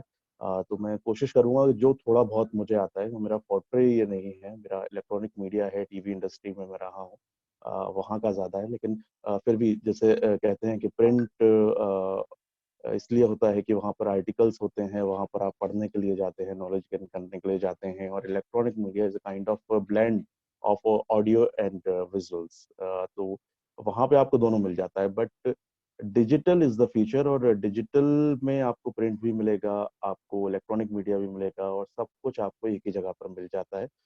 मैं कोशिश कर रहा था ये जानने की कि कितने पार्टिसिपेंट इस आए हुए हैं वेबिनार में, क्योंकि दरअसल जितने पार्टिसिपेंट अभी हैं तो हम सब प्रोडक्ट हैं। और अभी सरप्रिया मैम बता रहे थे कि बेसिकली अगर आप पे नहीं कर रहे हैं तो आप प्रोडक्ट हैं, और ये बात बिल्कुल सच है कि हम सब के सब जो प्रोडक्ट ही हैं इस डिजिटल एज में। और ऐसे में अगर आप कुछ भी यूज कर रहे हैं तो बेसिकली आप जो बड़ी बड़ी ग्लोबल कंपनीज हैं, बीट ट्विटर, फेसबुक, इंस्टा, जितने भी ये सब हैं, आप इनके प्रोडक्ट हैं, और ये इसे आप अपनी तरह से यूज करते हैं। आप अगर इनका हिस्ट्री देखेंगे पिछले कुछ सालों में, शायद 1 डेढ़ दशक में इतना पैसा कमाया गया है, यंगस्टर्स ने ये कंपनियां खोली, और उसके बाद अ, इतना पैसा कहीं से आता नहीं है, लेकिन उन्होंने कमाया है क्योंकि हम सब प्रोडक्ट हैं। और हम सब जानते हैं कि जब भी हम कुछ लाइक करते हैं, कुछ शेयर करते हैं, कुछ देखते हैं कहीं पर भी डिजिटली, किसी भी प्लेटफॉर्म पर, तो दरअसल उनका जो रेवेन्यू है वो बढ़ रहा है, उनकी अर्निंग बढ़ रही है। तो ये चैलेंज है कि हम कितना यूज होना चाहते हैं दूसरों के हाथों में। हम जितना क्योंकि बिना सोशल मीडिया के नहीं रह सकते, बिना डिजिटल मीडिया के नहीं रह सकते हैं, लेकिन आपको इसके साथ ही आपको कितना आपकी लाइफ इफेक्ट कर रहा है, क्योंकि ये आज की एज में एक गंदा सा जो है शेर, मैंने कोशिश की थी पंक्तियां इधर उधर करने की, किसी को रोशन किया, किसी का घर जलाया, अब तू सोच तेरे हिस्से में कौन सा दीप आया। तो ये इट्स लाइक अ फायर। आपको अपने घर में दिया जलाना है, इससे अपना खाना बनाना है, घर को रोशन करना है, या अपनी जिंदगी को तबाह करना है, इट्स अप टू यू। आप कैसे इसका इस्तेमाल करना चाहते हैं। और बहुत सारी पॉजिटिव एनर्जी आती है, पॉजिटिविटीज हैं, और बिना इसके आज अपनी जिंदगी को आप नहीं सोच सकते हैं। लेकिन इसके साथ ही आपको ये भी देखना है कि हमको कहाँ पर वो कंट्रोल कहाँ लगाना है, वो बैरिकेड्स कहाँ लगाने हैं, वो बांध कहाँ बनाने हैं, कि ये जो समुद्र हमने बनाया है उस पर वो कंट्रोल में रहे। नदी के प्रवाह को देखना है कि इससे एनर्जी तो ली जाएगी, इससे पावर भी बनाई जाएगी, लेकिन कहीं ये तबाह करती हुई सभ्यता को नहीं चली जाए। और यही चैलेंज है। आई गेस जितना हम जानते हैं, जो स्टूडेंट्स यहाँ सुन रहे हैं वो बहुत ज्यादा हमसे बहुत ज्यादा तेज हैं, स्मार्ट हैं, और वो इसको ज्यादा जानते हैं, और मेरे को बहुत पसंद है। पहले कहते थे कि आप बुजुर्गों की सानिध्य में रहें, संगत में रहें, आप उनसे सीखें। लेकिन मैं इसके साथ अब ये भी मानता हूँ कि आप जितना यंगस्टर्स के साथ रहेंगे, आपको लगातार सीखने को मिलेगा। क्योंकि मेरा 3 साल का बच्चा, मुझे कई बार लगता है कि 3 साल की एज में क्या मैं मोबाइल हाथ में उठा सकता था, लेकिन वो बहुत कुछ कर लेता है, और सिर्फ 3 साल का है। और ये एकदम से आपको अ, अचंभित कर देता है, शॉक कर देता है कि आखिर ये कैसे हो रहा है। बट आ रहा है शायद, और आगे बढ़ता रहेगा। आप जितना यंगस्टर्स के साथ रहेंगे, आपको सीखने को मिलेगा। आप किसी को क्या सिखा पाएंगे पता नहीं। बट ये कह सकते हैं कि मैं थोड़ा चाहता हूँ कि आप अपने आप को बिना मीडिया के, बिना डेटा के सोच के देखें। क्या हम अपना डेटा ऑन ऑफ कर दें, ब्रॉडबैंड कनेक्शन को बंद कर दें, तो ये क्या संभव हो सकता था कि हम ये मीटिंग ले रहे होते, इस तरह से वेबिनार चल रहा होता? और क्या सिर्फ ये बहुत छोटी-सी चीज़ है, वेबिनार नहीं चल रहा होता। लेकिन डेटा को अगर बंद कर दिया जाए तो बहुत सारी ज़िंदगियाँ रुक जाएँगी आज की एज में। लेकिन जब इस देश में, इस मुल्क में पहली बार रेडियो कहीं पर सुनाई दिया गया होगा, अगर मुझे सही याद है तो आई गेस 1920s में 25 के अराउंड पहली बार रेडियो आता है। उसी के कुछ 1 दशक में एआईआर आ जाता है। जब हमें इंडिपेंडेंस मिलती है तो कुछ 5 या 6 स्टेशंस हुआ करते थे। क्या उस ज़माने का आदमी ये सोच सकता था कि आगे जाके इतनी सारी चीज़ें बदलने वाली हैं? और आज हम सोच सकते हैं कि कैसे वो लोग काम करते होंगे, कैसे कम्युनिकेट करते होंगे। आज हमारे दिल्ली के बॉर्डर्स पर बहुत सारे किसान बैठे हुए हैं और ये सब कुछ टूल किट आज आजकल आप लोग बहुत सुन रहे होंगे कि टूल किट में बहुत कुछ अ, उससे बुलाया जाता है, उससे गैदर किया जाता है। लेकिन ये बात भी सही है, गांधी जी ने कैसे चलाया होगा? एक इतने बड़े-बड़े आंदोलन जो चलाए, वो कम्युनिकेशन कैसे कर रहे होंगे? कम्युनिकेट कैसे करते होंगे? रेल भी ऐसा नहीं था कि आप छत से कहीं पे बैठे और कहीं दूसरी जगह जालंधर में उतर जाएँ और अगले दिन पटना चले जाएँ और वहाँ से आप गुजरात गांधीनगर चले जाएँ। ये पॉसिबल नहीं था, लेकिन आज हमारे लिए पॉसिबल है क्योंकि हमारे पास डेटा है। जब टीवी आया था तब भी किसी ने नहीं सोचा था कि मोबाइल एक दिन रेवोल्यूशन ला देगा। जब पेजर एक ऐसा माध्यम लगता है जो आया और जिसने बहुत फ़ैसिनेट किया था, लेकिन वो बहुत जल्दी वो टेक्नोलॉजी चली गई। क्योंकि उसके बाद स्मार्टफ़ोन्स आए और उन्होंने पूरी तरीके से इस तस्वीर को वो बदल देते हैं। तो आज जो हम यूज़ कर रहे हैं हमें मालूम नहीं है आगे किस तरह से ये और चेंज होगा। शायद हम आयरन मैन की तरह या जो वर्चुअल मूवीज़ आती हैं उनकी तरह बिल्कुल अ देखेंगे उड़ती हुई चीज़ों को, चलती हुई चीज़ों को, शायद आप यहाँ पर भी होंगे, कहीं और पर भी होंगे। लेकिन डिजिटली जितना हमको सहयोग किया है, सपोर्ट किया है इस टेक्नोलॉजी ने, उतने ही इसके नेगेटिव एस्पेक्ट्स भी हैं, हमें उस ओर भी देखना पड़ेगा। जैसा सरप्रिया मैम बता रही थी कि फेसबुक के जितने यूज़र्स हैं अभी, उसमें अभी और बढ़ोतरी होगी, इज़ाफ़ा अभी बहुत ज़्यादा होगा उसमें है। लेकिन आपको ये भी सोचना पड़ेगा, क्या जब हम इन साइट्स पे जा रहे हैं, इन प्लेटफ़ॉर्म्स पे जा रहे हैं, हमने कुछ रेगुलेशंस बनाए हैं इसके लिए, कंट्रोल कर रहे हैं। सबसे ज़्यादा दिक्कत यहीं पर खड़ी हो जाती है कि हमारे जो बाँध बनाए जाने थे, वो तो बनाए नहीं गए हैं। ट्विटर हो, फ़ेसबुक हो, इंस्टा हो, हम अपनी सारी इन्फॉर्मेशन उस पे डालते हैं और उसके बाद जब कभी कुछ एक क्वेश्चन आता है, अराइज़ होता है कि यहाँ पर आपने गलत लिख दिया है या फिर ये इन्फॉर्मेशन गलत है, ये फेक है। इन प्लेटफ़ॉर्म्स के पास आप जब जाते हैं तो पता चलता है वो कहते हैं कि नहीं, हम सिर्फ़ एक प्लेटफ़ॉर्म है, ये कंटेंट हमारा नहीं है। हम सिर्फ़ एक प्लेटफ़ॉर्म जो है प्रदान कर रहे हैं और जितने भी व्यूअर्स हैं ये उनका कंटेंट है। जब हम पेपर के लिए काम करते हैं या मैं टीवी में काम करता हूँ या जो लोग डिजिटल में काम करते हैं तो एक एडिटर होता है हमारे पास, एक पब्लिशर होता है। अगर मैगज़ीन्स हैं या बुक्स हैं तो पब्लिशर है और ये उनका दायित्व होता है, ये उनकी अकाउंटेबिलिटी है कि इसमें जो कुछ छप रहा है, जो कुछ ब्रॉडकास्ट हो रहा है, टेलीकास्ट हो रहा है, उसपे आप उसके लिए रिस्पॉन्सिबल होंगे। लेकिन जब आप ट्विटर पे चले जाते हैं, वहाँ पर कुछ और सिर्फ़ ऐसा नहीं है कि जिनमें मीडिया लिटरेसी नहीं है, वो ऐसा कर रहे हैं। बहुत सारे बड़े-बड़े सीनियर जर्नलिस्ट आपको मिल जाएँगे, एक्सपर्ट्स मिल जाएँगे जो टीवी पे कुछ बोलते हैं, आर्टिकल में कुछ लिखते हैं, लेकिन जब वो ट्वीट लिख रहे होते हैं, जब वो एक ट्वीट कर रहे होते हैं, तो आप उनका स्तर देखेंगे या उनकी इन्फॉर्मेशन देखेंगे, तो आप उसे पाएँगे कि नहीं, कतई ये जर्नलिज़्म के आस-पास भटकती हुई चीज़ नहीं है। हमको बहुत ज़्यादा अभी ज़रूरत है कि हम अपने ज़िम्मेदारी को समझें, अपने दायित्वों को समझें और शायद मैंने जब पत्रकारिता शुरू की आज से करीब 12-13 साल पहले या उससे पहले जब मैं डिप्लोमा कर रहा था, जब डिग्री कर रहा था, तो बहुत ज़्यादा और उसके बाद जब हम न्यूज़ रूम्स में काम करते थे, तो एक एडिटर लेवल पे जो भी लोग रहते थे, उनका प्रेशर रहता था। एक शब्द गलत लिख जाए या एक शब्द गलत हम मुँह से बोल दें, तो ऐसे में दिक्कतें ये हो जाती थी कि आपने ये कैसे कर दिया? उसके लिए अकाउंटेबिलिटी तय की जाती थी कि आखिर आपने ऐसा क्यों कर दिया? आप कैसे बोल सकते हो? एक बहुत छोटी-छोटी चीज़ है। मैं बहुत छोटी-सी चीज़ आपको बताऊँ जब मैं एंकरिंग करता था और वैसे छोटी नहीं है मेरे लिए और मैंने जो कुछ सीखा है उसके लिए बड़ी थी। लेकिन स्क्रिप्ट में टीपी में पढ़ते हुए मैंने एक जगह दलित शब्द का इस्तेमाल कर लिया। वो नहीं होना चाहिए था, वो गलत था। हरिजन शब्द का इस्तेमाल किया था, माफ कीजिएगा, और वो नहीं होना चाहिए था, लेकिन लिख दिया गया था और मेरे मुंह से निकल गया, मैंने उसे ठीक किया, लेकिन उसके बाद मुझे मेल्स पे उसका जवाब देना पड़ा कि आप ऐसा कैसे बोल सकते हैं। लेकिन आज जब आप देखते हैं तो वो आपको टीवी पर भी उतनी ही बकवास मिल जाएगी, और अगर आप अम, जब ट्विटर पर हैं, फेसबुक पर हैं, इंस्टा पे हैं, वहां पर तो आपको हर कुछ मिल जाएगा जो कि नहीं होना चाहिए था। और ये हमारे देश में ज्यादा है। अगर मुझे सही याद है तो 66 एक प्रोविजन होता था आईटी का, और वो दरअसल ये करता था कि आप का जो इंडियन पिनल कोड है आईपीसी, उसके जो भी प्रोविजंस थे उनको आईटी सेक्टर में लागू करता था। लेकिन अ, उसको हटा दिया गया उस वक्त, क्योंकि पुलिस के द्वारा कुछ इसका मिसयूज किया गया था, और लगातार ये जो हमारा एक्टिविस्ट सेक्टर है, जो पूरे एक्टिविस्ट होते हैं, जो वकील हैं, वो इसके लिए लॉबिंग कर रहे थे कि इसे हटाया जाना चाहिए, इसका बहुत मिसयूज हो रहा है। उसको हटा दिया।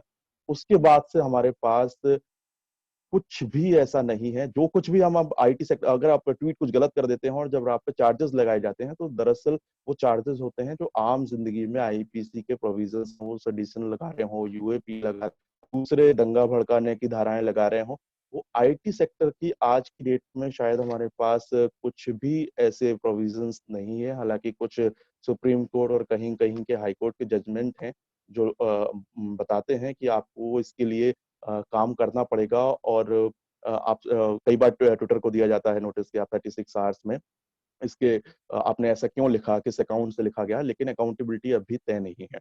इसमें एक दिक्कत ये भी है कि एक बार गाइडलाइंस में कहा गया था कि आपको मतलब जो भी कंपनी है, जो प्लेटफॉर्म है, बीट ट्विटर और फेसबुक, इंडिया में अपने हेड ऑफिस बनाने पड़ेंगे, एक ग्रीवेंस ऑफिसर बनाना पड़ेगा, लेकिन वो आज तक आई गेस शायद किसी भी कंपनी ने, अगर मेरी नॉलेज ठीक है, किसी भी कंपनी ने एज सच उसको रिस्पॉन्सिबली यहाँ पर किसी भी ऑफिसर को तैनात नहीं किया है। उसकी वजह से होता यह है कि आपकी पहले पुलिस, जो कि बहुत ज्यादा आईटी के क्षेत्र में उतनी ज्यादा उसको टेक्निकली ट्रेन नहीं किया गया है, वो यहाँ से इंडिया ऑफिस को देती है, इंडिया ऑफिस यूके यूएस में जहां भी हेड ऑफिस है वहां चली जाती है, और उनके जवाब नहीं आते हैं। कुछ बड़े मैटर्स होते हैं, उनके आ जाते हैं, पुलिस वहां पर लोगों को पकड़ भी लेती है, उनके अगेंस्ट में क्या मुकदमे दर्ज हो जाते हैं, लेकिन बहुत सारी जगहों पर ये नहीं हो पाता, और ज्यादातर जगहों पर नहीं हो पाया। आप ट्विटर की बात करते हैं तो एक पूरी की पूरी ट्रोल आर्मी है जो ऐसे काम कर रही है, और ये क्योंकि संगठित रूप से काम कर रहे हैं, हेट आर्मी से आप कह सकते हैं, और बहुत ऑर्गेनाइज तरीके से ये काम करते हैं। ट्विटर पे कुछ भी ट्रेंड होता है तो वो एक क्षण में कितने ज्यादा ट्वीट हो रहे हैं एक हैशटैग को लेकर, उसी से ट्रेंडिंग जो है पूरी बनती है, और ट्रोल आर्मी इसी के लिए बैठी हुई है। हर राजनीतिक पार्टी ने, एनजीओज ने अपने इस तरह की आर्मीज बनाए हुए हैं, और वो लगातार एक साथ इस तरह के ट्वीट करते हैं जिससे पूरा एक नैरेटिव चेंज करने की कोशिश की जाती है। और इसको सेफगार्ड करने के लिए हमने अभी तक कुछ नहीं किया, जिसकी बहुत ज्यादा जरूरत है, क्योंकि ये हमारी सोसाइटी को खराब कर रहे हैं, हम पे बहुत ज्यादा इफेक्ट कर रहे हैं, निगेटिवली इफेक्ट कर रहे हैं। और जो बड़े लोग होते हैं, कभी कोई वीआईपी इसमें आता है, कोई सेलिब्रिटी आता है, कोई कभी कोई बड़ा पॉलिटिशियन अगर इसमें नाम आ जाता है, तो कुछ काम किया जाता है, उनको रेगुलेट करने की कोशिश की जाती है। लेकिन आप देखते हैं कि किस तरह के वुमेन को लेकर किस तरह से वहां पर डिपिक्शन किया जाता है, किस तरीके से हैरेस किया जाता है, मेंटली, सोशली, फिजिकली हैरेस किया जाता है, माइनॉरिटीज को लेकर, कुछ लैंग्वेजेस को लेकर, कुछ कंट्रीज को लेकर एक नैरेटिव सेट करने की कोशिश की जाती है। और इसके लिए हमें कुछ ना कुछ इस तरह की गाइडलाइंस बनाने की जरूरत है जिससे अकाउंटेबिलिटी तय की जाए। ये नहीं हो रहा है, इसकी वजह से बहुत ज्यादा इसके ऐसे इफेक्ट्स आ रहे हैं, नेगेटिव इफेक्ट्स आ रहे हैं, जिसकी वजह से हमें ये सोचना पड़ता है कि हमें कितना रहना है और कितना टाइम अपना देना है ट्विटर पे। जो न्यूज़ भी है वो फेक न्यूज़ शायद ज़्यादा ट्रेंड कर जाती है, और जैसा अभी सरप्रिया जी बता रही थी कि जो सही न्यूज़ होती है जिसको बाद में जस्टिफिकेशन दिया गया है कि इससे पहले जो आप सुन रहे थे वो गलत है, जो आपने पढ़ा है वो इन्फॉर्मेशन गलत थी, कहीं से हो गई थी, क्योंकि इतना ज्यादा भंडार है, कई बार गलत आ जाता है, लेकिन उसके बाद भी आदमी उस सही चीज को नहीं देखता है। उससे पहले जो गलत चीज थी वो ट्रेंड कर चुकी है, लोगों तक पहुंच चुकी है, और उस इंफॉर्मेशन, मिस इन्फॉर्मेशन जो थी उसी को इन्फॉर्मेशन माना जा रहा है, और इसकी वजह से पूरा जो नैरेटिव है वो चेंज हो जाता है। कुछ अगर दोनों तरफ की बात करूं मैं अपने लिमिटेड टाइम में, तो इसके बहुत सारे पॉजिटिव एस्पेक्ट्स मुझे नजर आते हैं, बहुत सारे नेगेटिव एस्पेक्ट्स नजर आते हैं।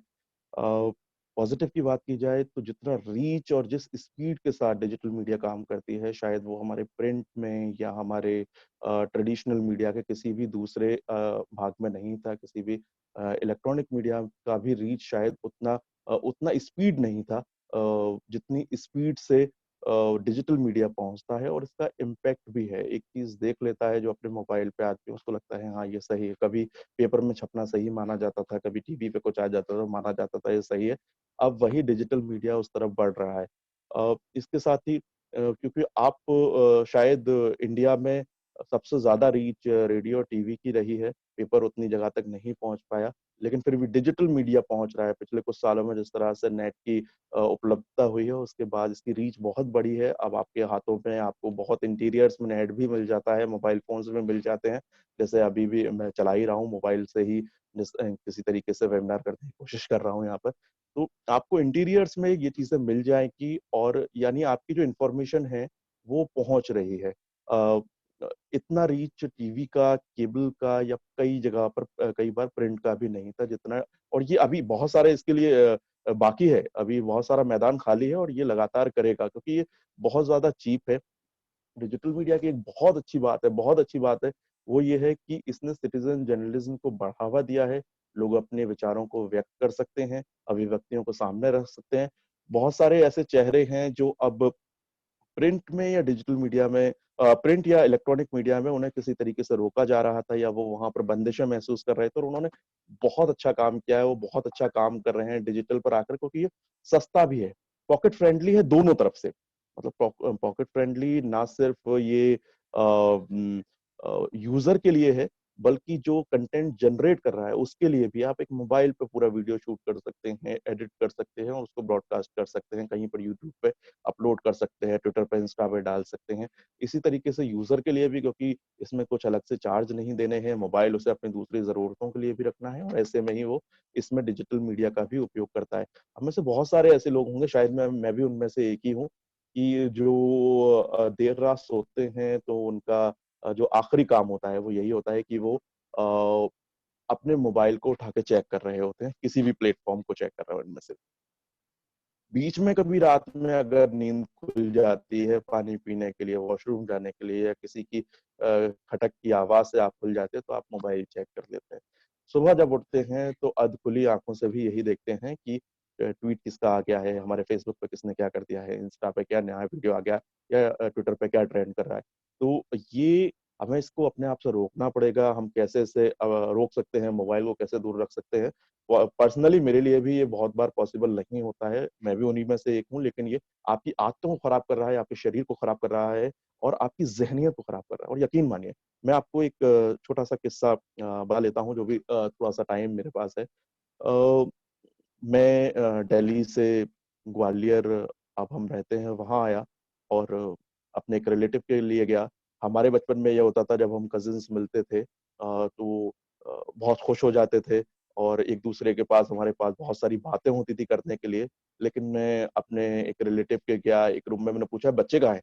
पता चला कि बच्चे हैं, बच्चे एक रूम में हैं। मैं उस रूम में गया तो सारे के सारे वहाँ पर बच्चे एक ही कमरे में बैठ के 5-6 बच्चे वहां पर गेम खेल रहे हैं ऑनलाइन। उनकी सबकी गर्दनें ऐसी हैं, और वो सारे के सारे पास में बैठ के हुए भी, और वो वर्चुअली ऐड हैं, एक ही गेम में पार्टिसिपेंट हैं, लेकिन वो ऐसे बातें नहीं कर रहे हैं। उन्होंने पूछा नहीं भैया आपने क्या किया, आपके कितने मार्क्स आए, आपने क्या ड्रेस खरीदी, आप कहाँ गए थे। वो उस गेम में है।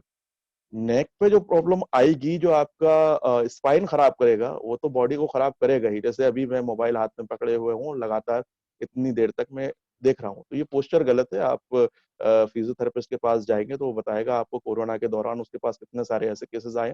लेकिन हमारे घर के बच्चे, हमारे और आपके घर के बच्चे लगातार ये कर रहे हैं। ये फिजिकली भी खराब है, ये हम सोशली हमको दूर ले जा रहे हैं। हम बहुत करीब में बैठे हुए हैं, एक काउच पे 3 बच्चे बैठे हुए हैं, लेकिन उनकी गर्दनें अपने मोबाइल की तरफ है, अपने भाई बहनों से वो बात नहीं कर रहे हैं। हाँ, गेम में बहुत मजा आ रहा होगा, कौन जीता कौन हारा इस पे भी बात चलेगी बाद में बर्गर के साथ।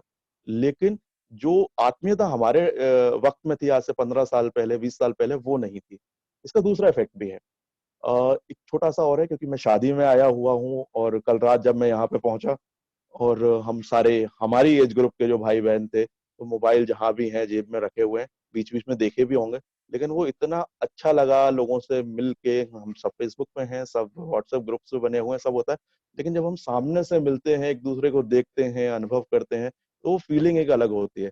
शायद हमारी जनरेशन वो लास्ट जनरेशन थी जिसने ये जिया है, और उसके बाद से चीजें बहुत बदल चुकी हैं। वो कैसेट प्लेयर जो पहले चलता था, आज के बच्चों को शायद कैसेट प्लेयर नहीं मालूम है वो कैसे चलता था। तो ये हमारी डेली लाइफ को, हमारी सोशल लाइफ को, हमारे पर्सनल रिलेशनशिप को इतना ज्यादा खराब कर रही है चीज, और हमें इसको कहीं ना कहीं लिमिट करना पड़ेगा। एज ए पेरेंट मुझे भी मालूम है कि ये बहुत ज्यादा टफ चैलेंज है, और हम सब जानते हैं जो स्टूडेंट्स यहाँ पे जुड़े हुए हैं, वो भी इसको समझ रहे होंगे कि ये उनके पेरेंट्स का लगातार ये प्रॉब्लम रहती है कि आप मोबाइल में बहुत ज्यादा देर देते हैं, और अगर आप इसमें कुछ प्रोडक्टिव नहीं कर रहे हैं तो इससे दूर रहा जा सकता है। कोशिश करने की बात है, कोशिश करेंगे तो शायद हो जाएंगे। मैं अपना पर्सनल बता रहा हूँ, 2018 नवंबर में फेसबुक से मैंने लॉग आउट किया था। मैंने बंद नहीं किया है, कभी कभी बर्थडे पे खोल के देख लेता हूँ, लेकिन फेसबुक पे मैं खुद नहीं हूँ बीए जर्नलिस्ट, क्योंकि उसपे इतना कुछ था, अपना टाइम मैं उसमें दे रहा था। मैं जो बुक्स पढ़ता था वो पढ़ना छूट गई थी, और आपको बहुत निगेटिविटी की ओर ले जाता है। मेरे जो बचपन के दोस्त थे, वो अपने अपने आइडियोलॉजी के चलते, और आप शायद फेस टू फेस जब किसी को मिलते हैं और किसी की कोई बुराई कर दो, हो सकता है उनके जो पसंदीदा नेता हैं, आप कुछ सोचते हैं, वो कुछ सोचते हैं, या आपका पसंदीदा कोई नेता है, वो कुछ सोचते हैं, तो हम एक दूसरे की बुराई सालों से करते आ रहे हैं, एक दूसरे की आलोचना करते आ रहे हैं, लेकिन कभी वो पर्सनल नहीं होता था। सोशल मीडिया पे वो इतना पर्सनल हो गया है, क्योंकि आप डिजिटली या वर्चुअली एक दूसरे को बोल रहे हो कि ये हमारे मामा के बेटे ने ऐसा क्यों कर दिया, ये हमारे 10th के फ्रेंड ने ऐसा क्यों लिख दिया, हमारे इस पे कमेंट कर दिया, और हमारे, लेकिन शायद आप सामने होते, एक जगह पे चाय पी रहे होते, एक जगह पर दूध पी रहे होते, कुछ खा रहे होते, आप कुछ बोल देते, वो भी कहता ना ना भाई ऐसा नहीं है, ये गलत है, चाय पी ले लेकिन ऐसा नहीं, और वो बात वहीं खत्म हो जाती है। लेकिन सोशल मीडिया की बात बहुत आगे तक जाती है। डिजिटल वर्ल्ड पर आप कोई एक कमेंट करते हैं, वो आपके पर्सनल रिलेशनशिप को खत्म करता है। आज हम जानते हैं मीडिया में कितने लोगों की जॉब इसलिए चली जाती है क्योंकि उन्होंने अपने ट्वीट पे जाके कुछ किसी के बारे में लिखा था, और आपकी कंपनीज जो है वो देख रही हैं। वो जब आप हायरिंग करती हैं तो आपके पेजेस को जाके देखती हैं, और वो देखते हैं कि नहीं, इन्होंने इस बारे में ये लिखा था। आपकी सारी क्वालिफिकेशन, आप कितने स्मार्ट हैं, क्या कर सकते हैं, कितने क्वालिफाइड हैं, वो सब चला जाता है सिर्फ उस एक ट्वीट की वजह से, फेसबुक पे एक कमेंट की वजह से। तो इससे हम जितना इसको अवॉइड कर सकते हैं, अवॉइड किया जा सकता है, और करना भी चाहिए। इसके नेगेटिव एस्पेक्ट्स तो बहुत सारे हैं, सर प्रिया जी ज्यादातर बता चुकी हैं, और सर ने उससे पहले बता दिया है। मैं कल थोड़ा सा जो अटेंड कर पाया था, कल राहुल सर ने और नगवा मैम ने भी इसके बारे में काफी सारी चीजें बताई थी। लेकिन फिर भी अगर नेगेटिव आप एस्पेक्ट्स की जब बात करते हैं, तो सबसे पहले तो अपने आप को एक प्रोडक्ट बनने से आप रोक दीजिए। प्रोडक्ट आप जितना बनेंगे, आपकी वजह से, और आप जो टाइम दे रहे हैं, स्टडीज कहते हैं कि हम नॉर्मली 3 या 3.5 घंटे के आसपास किसी ना किसी सोशल मीडिया प्लेटफॉर्म पर दे रहे हैं, और ये आपके बहुत काम में आने वाले 3 घंटे थे जो आप एज ए प्रोडक्ट दे रहे हैं।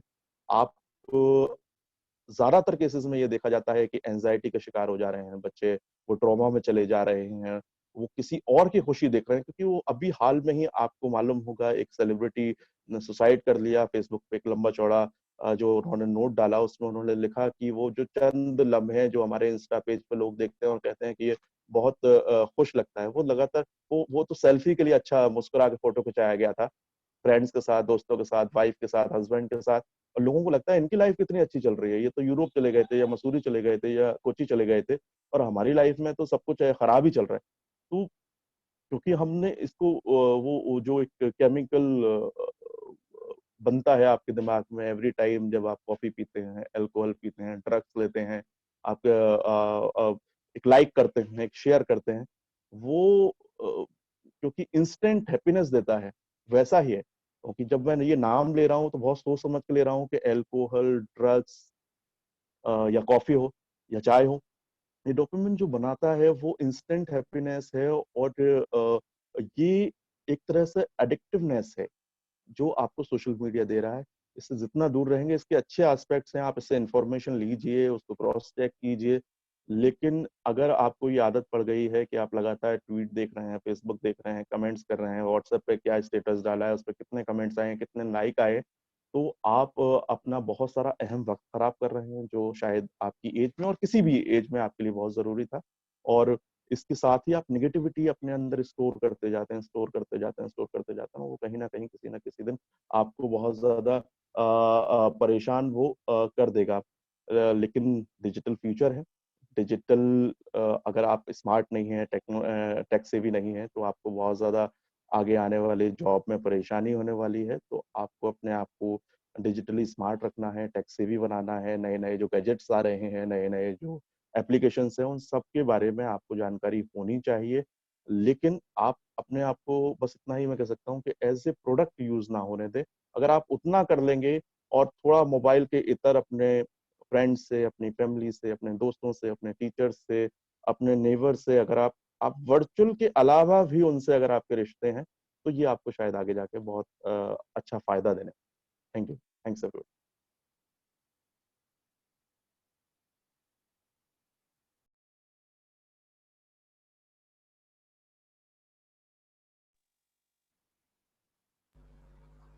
Sir, your mic is off. Mandal sir? There was some problem here. There was a power cut, so switched over from mobile data to studio Wi-Fi. Okay, great, Sadab. I think that was very nice of you that you showed your passion to address us in spite of being in a marriage and Lappy not giving you support until last moment. But then great job done. I'll request you also to kindly wait till the end of the session. We will take up, as I said, at the end of the session.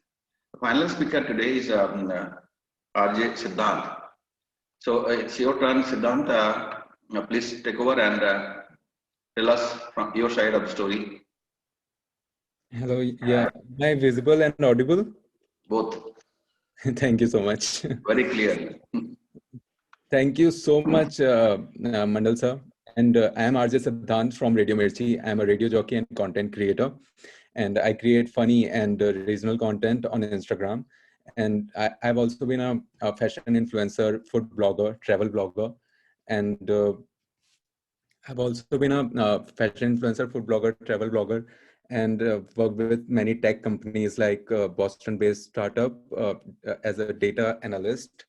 So I'm very glad to share this virtual stage with great people like Sarvapriya Sangwan, Shadab Nabi, and Dr. P.K. Mandal. I want to congratulate Sri Vaishnav Institute of Journalism and Mass Communication and the entire team for organizing Prabhat 2021. It is very thoughtful of them to understand the importance of this much needed topic, role of digital media in cultural transformation.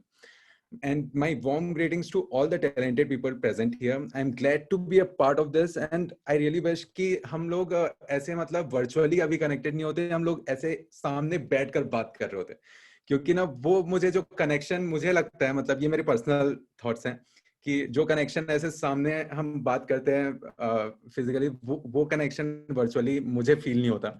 और मुझे लोगों से मिलना, बातें करना बहुत अच्छा लगता है, नए लोगों से नई चीजें सीखने को मिलती है।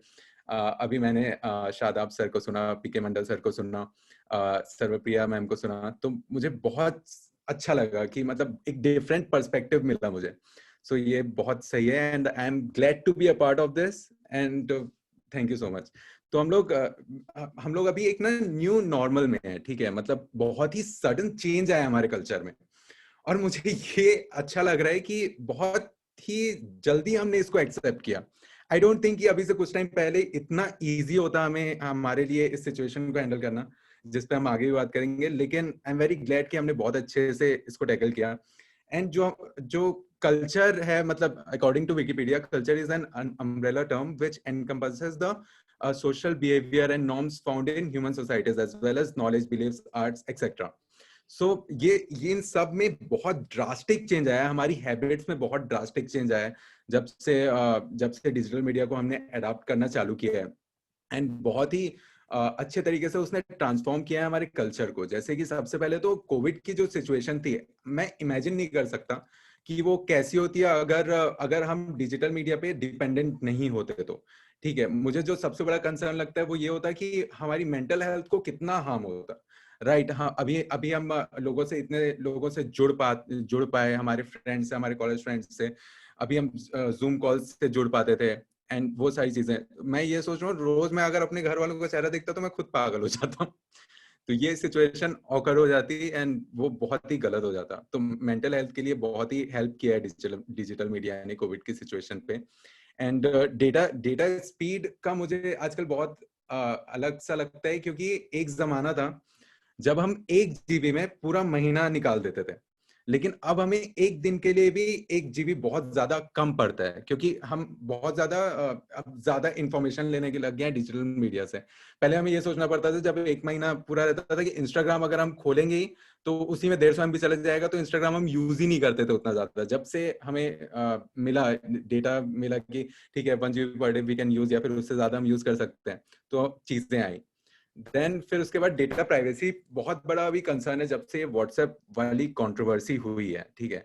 उसके पहले से भी मुझे बहुत ये कंसर्न कर रहा था, जैसा कि सर्वप्रिया मैम ने बोला कि सोशल डिलेमा जो जो डॉक्यूमेंट्री वो आप सभी को देखनी चाहिए, क्योंकि उसमें बहुत अच्छे से दिखाया गया है कि हमारी प्राइवेसी को किस तरीके से हार्मफुल तरीके से भी यूज किया जा सकता है, राइट। मतलब मुझे नहीं पता आप लोगों में से कितने लोगों के साथ ऐसा हुआ होगा कि हम किसी से कुछ बात कर रहे हैं, ठीक है, बस मैं कॉन्वर्सेशन कर रहा हूँ and I don't know why, लेकिन मुझे उसी टॉपिक से रिलेटेड, मैंने सर्च भी नहीं किया वो नेट पे, लेकिन उसी टॉपिक से रिलेटेड कुछ मुझे एडवर्टीजमेंट दिख गया एंड मतलब आई वाज फ्रीक्ड आउट कि क्या है। मतलब मैं ऐसा किसी को ब्लेम नहीं कर रहा हूँ या कंप्लेन नहीं कर रहा हूँ किसी चीज के बारे में, आई एम जस्ट सेइंग कि मैंने ये एक्सपीरियंस की है चीज, आई डोंट नो आपने किया होगा नहीं किया होगा। और बात है लेकिन बहुत सारे एस्पेक्ट्स में डिजिटल मीडिया ने बहुत ज्यादा हेल्प किया हमें, जैसे कि मैसेजिंग, ठीक है। एक टाइम था जब हमारे पास लिमिट आ गई थी कि हम एसएमएस कर सकते हैं, एक तो बहुत लिमिट थी, मतलब एक तो वर्ड्स की लिमिट थी और ऊपर से टाइम की लिमिट थी, वर्ड की लिमिट थी और कितने हम मैसेजेस भेज सकते हैं उसकी लिमिट थी। तो अब जब से व्हाट्सएप आया और भी जो मैसेजिंग एप्स हैं तब से वो लिमिट हट गई है। पहले हमको शॉर्ट फॉर्म्स लिखने पड़ते थे, जैसे LIFE लिखना है, लाइफ लिखना है हमको, तो LYF लिख देते थे हम ताकि हमारे वर्ड्स बच जाए। सो वो हमें अब वो चीजें नहीं सोचना पड़ता, हम बहुत सीमलेस वे में कनेक्ट कर पा रहे हैं एक दूसरे से। एंड फिर जो हमको हेल्प किया डिजिटल मीडिया ने वो है रिसर्च में, ठीक है। जब हम कॉलेज में रिसर्च करते थे या फिर किसी भी लेवल पे जो भी अगर कोई साइंटिस्ट भी रिसर्च करता था उनको बहुत सारी ऐसे बुक्स रखनी, अभी भी बुक्स बहुत सबसे अच्छी फ्रेंड जो बोला जाता है वो है, लेकिन अब गूगल ने भी बहुत साथ दे दिया है कि अगर आपको कुछ भी चीज के बारे में, किसी एक पर्टिकुलर टॉपिक के बारे में जानना है तो आप डायरेक्ट उसके बारे में सर्च करके जान सकते हो। तो रिसर्च करने में बहुत ज्यादा हेल्प की है डिजिटल मीडिया ने हमारी। एंड जो मैं बहुत ज्यादा सरप्राइज तब होता हूँ जब, जैसे फॉर एग्जांपल मेरी मॉम है, ठीक है, शी इज अ टीचर, तो मैं जब उनको पहले बोलता था मम्मी ये यूज करो, ये ईमेल ऐसे होता है इसको यूज करो, तब ना वो उतना उनके अंदर उतनी क्यूरियोसिटी नहीं रहती थी और वो उतना इंटरेस्ट नहीं रहता था इन सब चीजों में कि नहीं मुझे नहीं सीखना है। लेकिन अब जब अभी इस सिचुएशन के बाद जब वो मैंडेटरी हो गया लॉकडाउन के सिचुएशन के बाद, तब वो खुद इतनी बहुत ज्यादा एनकरेज करती है उस चीज को और बहुत क्यूरियस होकर सीखती भी है। पहले वो बिल्कुल एनकरेज नहीं करती थी, मतलब हम सबके पेरेंट्स ने डायलॉग मारा होगा कि यार फोन शैतान का डब्बा है, तू नालायक है, तू अगर ज्यादा फोन यूज करेगा तो फिर हम कुछ ना कुछ तुमको मस्त वाली धमकी मिल जाती थी पेरेंट्स वाली।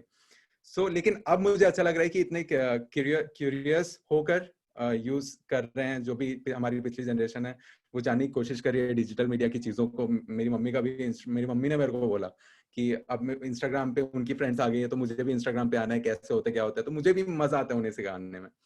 एंड ग्रो जैसे, और शॉपिंग का जो कल्चर चेंज हुआ है वो तो बहुत ही ड्रास्टिक है यार। मतलब पहले हम सिर्फ ना जैसे जब Amazon फ्लिपकार्ट ये सब का ट्रेंड आया तब से हमने फिर इलेक्ट्रॉनिक चीजों को ज्यादा परचेज करना चालू किया। हम उस वक्त कपड़े उतना परचेज नहीं करते थे, लेकिन बाद में हमने ड्रेसेस वगैरह भी परचेज करनी चालू की। एंड अभी हम वहां पहुंच गए जब हम ग्रोसरी शॉपिंग करने भी नहीं जाते, मतलब हम इतना डिपेंडेंट हो गए टेक्नोलॉजी पे कि हम डायरेक्ट ऐप से ही ऑर्डर कर देते हैं, चाहे हमें सब्जी ऑर्डर करनी हो या फिर कुछ भी ऑर्डर करना हो, आइदर कुछ दवाइयाँ ऑर्डर करनी हो, आपको मेडिसिन ऑर्डर करनी हो, हम सब ऑनलाइन कर लेते हैं।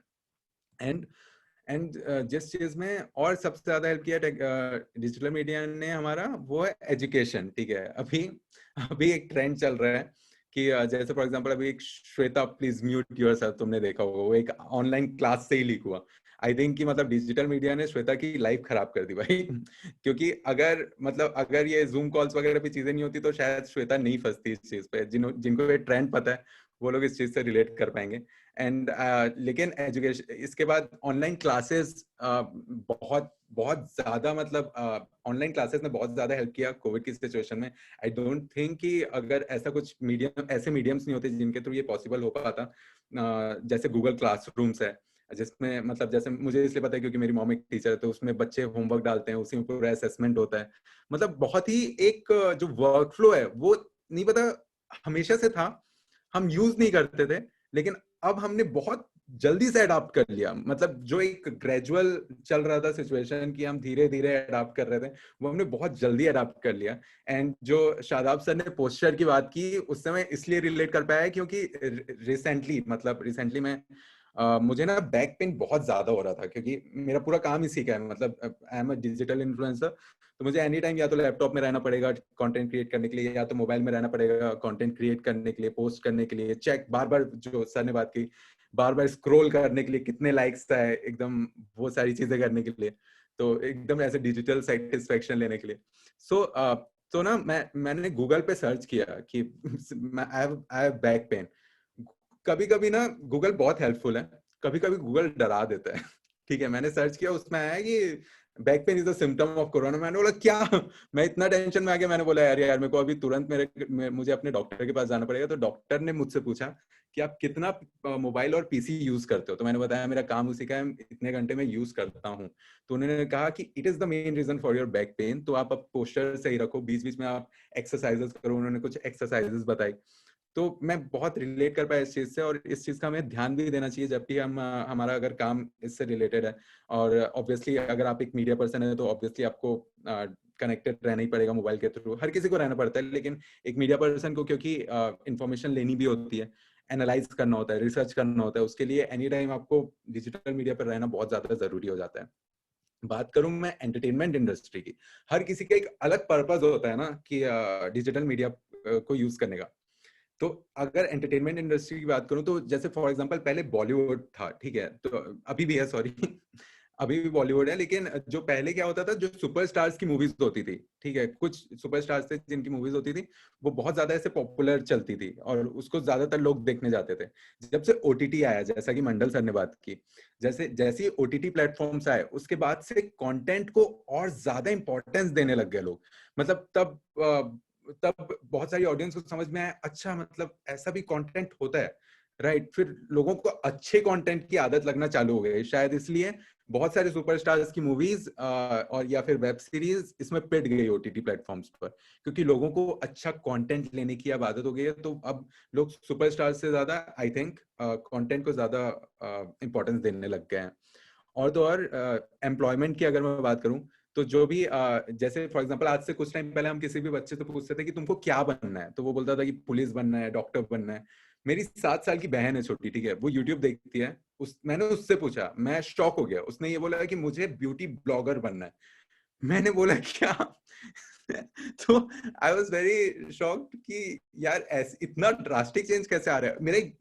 मेरा एक छोटा भाई है जो 10 साल का है and he is a tech YouTuber, ठीक है, वो अपने आप को टेक यूट्यूबर बोलता है, हालांकि वो खिलौनों को रिव्यू करता है, लेकिन वो मतलब मुझे बहुत ही अच्छा लगा कि यार ये एक चेंज आ रहा है। लेकिन और एम्प्लॉयमेंट की बात करूं तो बहुत सारे अच्छे जॉब अपॉर्चुनिटीज भी खुली, जैसे कि डिजिटल क्रिएटर्स आए हमारे पास, सोशल मीडिया मैनेजर्स हैं, ठीक है, सोशल मीडिया एनालिस्ट हैं, बहुत सारे ऐसे मैं गिन नहीं सकता, इतनी ज्यादा अपॉर्चुनिटीज खुली हैं जिसमें कि लोग अभी काम कर रहे हैं।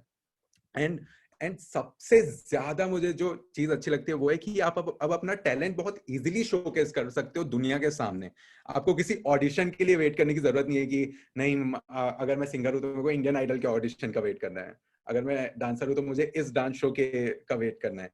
आप खुद अपना टैलेंट रिकॉर्ड करके किसी भी फोन से या फिर कहीं से भी रिकॉर्ड करके आप सोशल मीडिया पे डाल दिया, डिजिटल मीडिया पे डाल दिया, फिर लोग डिसाइड करेंगे कि आप पॉपुलर होते हो कि नहीं। एंड बहुत सारे ऐसे इन्फ्लुएंसर्स हैं जो पहले ऐसा होता था कि आप टीवी पर जाके पॉपुलर होते थे, अब आप पॉपुलर होते हो तब टीवी पर जाते हो। ऐसे बहुत सारे इन्फ्लुएंसर्स हैं जिनको प्लेटफॉर्म, बहुत सारे टीवी सीरियल्स मिले इस वजह से, जैसे कि लोग जनरली टिकटॉक स्टार्स को वो करते हैं, के बारे में बोलते हैं कि यार इनको बहुत इजीली सक्सेस मिली। मुझे ऐसा नहीं लगता कि किसी को भी इजीली होता है, मेहनत सभी करते हैं। एंड बहुत सारे ऐसे टिकटॉक स्टार्स हैं जिनको बहुत जल्दी पॉपुलैरिटी मिल गई। पहले सिर्फ कुछ सेलेक्टेड सेलेब्स रहते थे यार, मतलब जैसे जैसे बॉलीवुड स्टार्स रहते थे, आरजे एक लोकल सेलेब माने जाते थे, बहुत सेलेक्टेड। लेकिन अब कोई भी एक सेलिब्रिटी बन सकता है अगर उसमें टैलेंट है। तो उसमें डिजिटल मीडिया ने बहुत अच्छा कंट्रीब्यूट किया है। और अगर मैं ट्विटर की बात करूं, अभी हम बात कर रहे थे ट्विटर की, तो ट्विटर इतना सही प्लेटफॉर्म है, उसकी वजह से बहुत सारे लोग जो लॉकडाउन में इंटरनेशनली फंसे हुए थे उनको हम वापस लेकर आ पाए। मतलब आप समझ सकते हो इम्पैक्ट उस चीज का। हो सकता है वो वहां फंसे होते, नहीं पता उनकी वहां क्या सिचुएशन होती, किसी को पता नहीं चल पाता, लेकिन ट्विटर की वजह से बहुत ज्यादा हेल्प भी हुई है लोगों को। आई नो कि जो ट्रोलिंग की बात कही शादाब सर ने, वो बहुत सही कही कि मेरे भी कुछ फ्रेंड्स हैं, इनफैक्ट मैंने भी ट्रोलिंग को फेस किया है बहुत बुरे तरीके से। एंड हम जितना भी बोल रहे हैं कि हम इग्नोर करते हैं उस चीज को, बट वो एक टाइम तक हम करते हैं, लेकिन अफेक्ट होती है वो चीजें। तो अभी तक तो उसका कुछ ऐसे सोल्यूशन नहीं निकल पाया, क्योंकि आप एक फेक आईडी को ब्लॉक करते हो तो दूसरी फेक आईडी जनरेट हो जाती है, एंड उसका कुछ भी अभी तक सही से सॉल्यूशन नहीं निकला है। तो आई जस्ट विश कि आने वाले टाइम पर हम उसका कुछ सोल्यूशन निकाल पाए। एंड हम हम हम ये कहते हैं कि इंटरपर्सनल जो कम्युनिकेशन है वो कम हो गया है, राइट। ये जब से डिजिटल मीडिया है, सोशल मीडिया है, तो हमारा एक जो बॉन्ड हुआ करता था वो कम हो गया है। लेकिन इन अ कॉन्ट्रडिक्ट मैनर मैं ये भी कहना चाहूंगा कि डिजिटल मीडिया ने जिस तरीके से लोगों को जितना मिलाया है ना, वो किसी और मीडियम ने नहीं मिलाया है। क्योंकि फॉर एग्जांपल अगर मेरा कोई कॉलेज फ्रेंड है, तो अगर मेरे पास उसका नंबर नहीं है, मुझे उससे ढूंढना है, उससे बात करने का मन हो रहा है मेरा, तो पहले मेरे पास कुछ ऑप्शन नहीं रहता था, या फिर किसी को कांटेक्ट करना पड़ता था, बहुत मुश्किल हो जाता था। लेकिन अब मैं फेसबुक पे, मैंने, आपने भी ढूंढा होगा, फेसबुक में मैंने ढूंढा अपने कॉलेज फ्रेंड को और वो मिल गया, हमने बहुत सारी बातें की।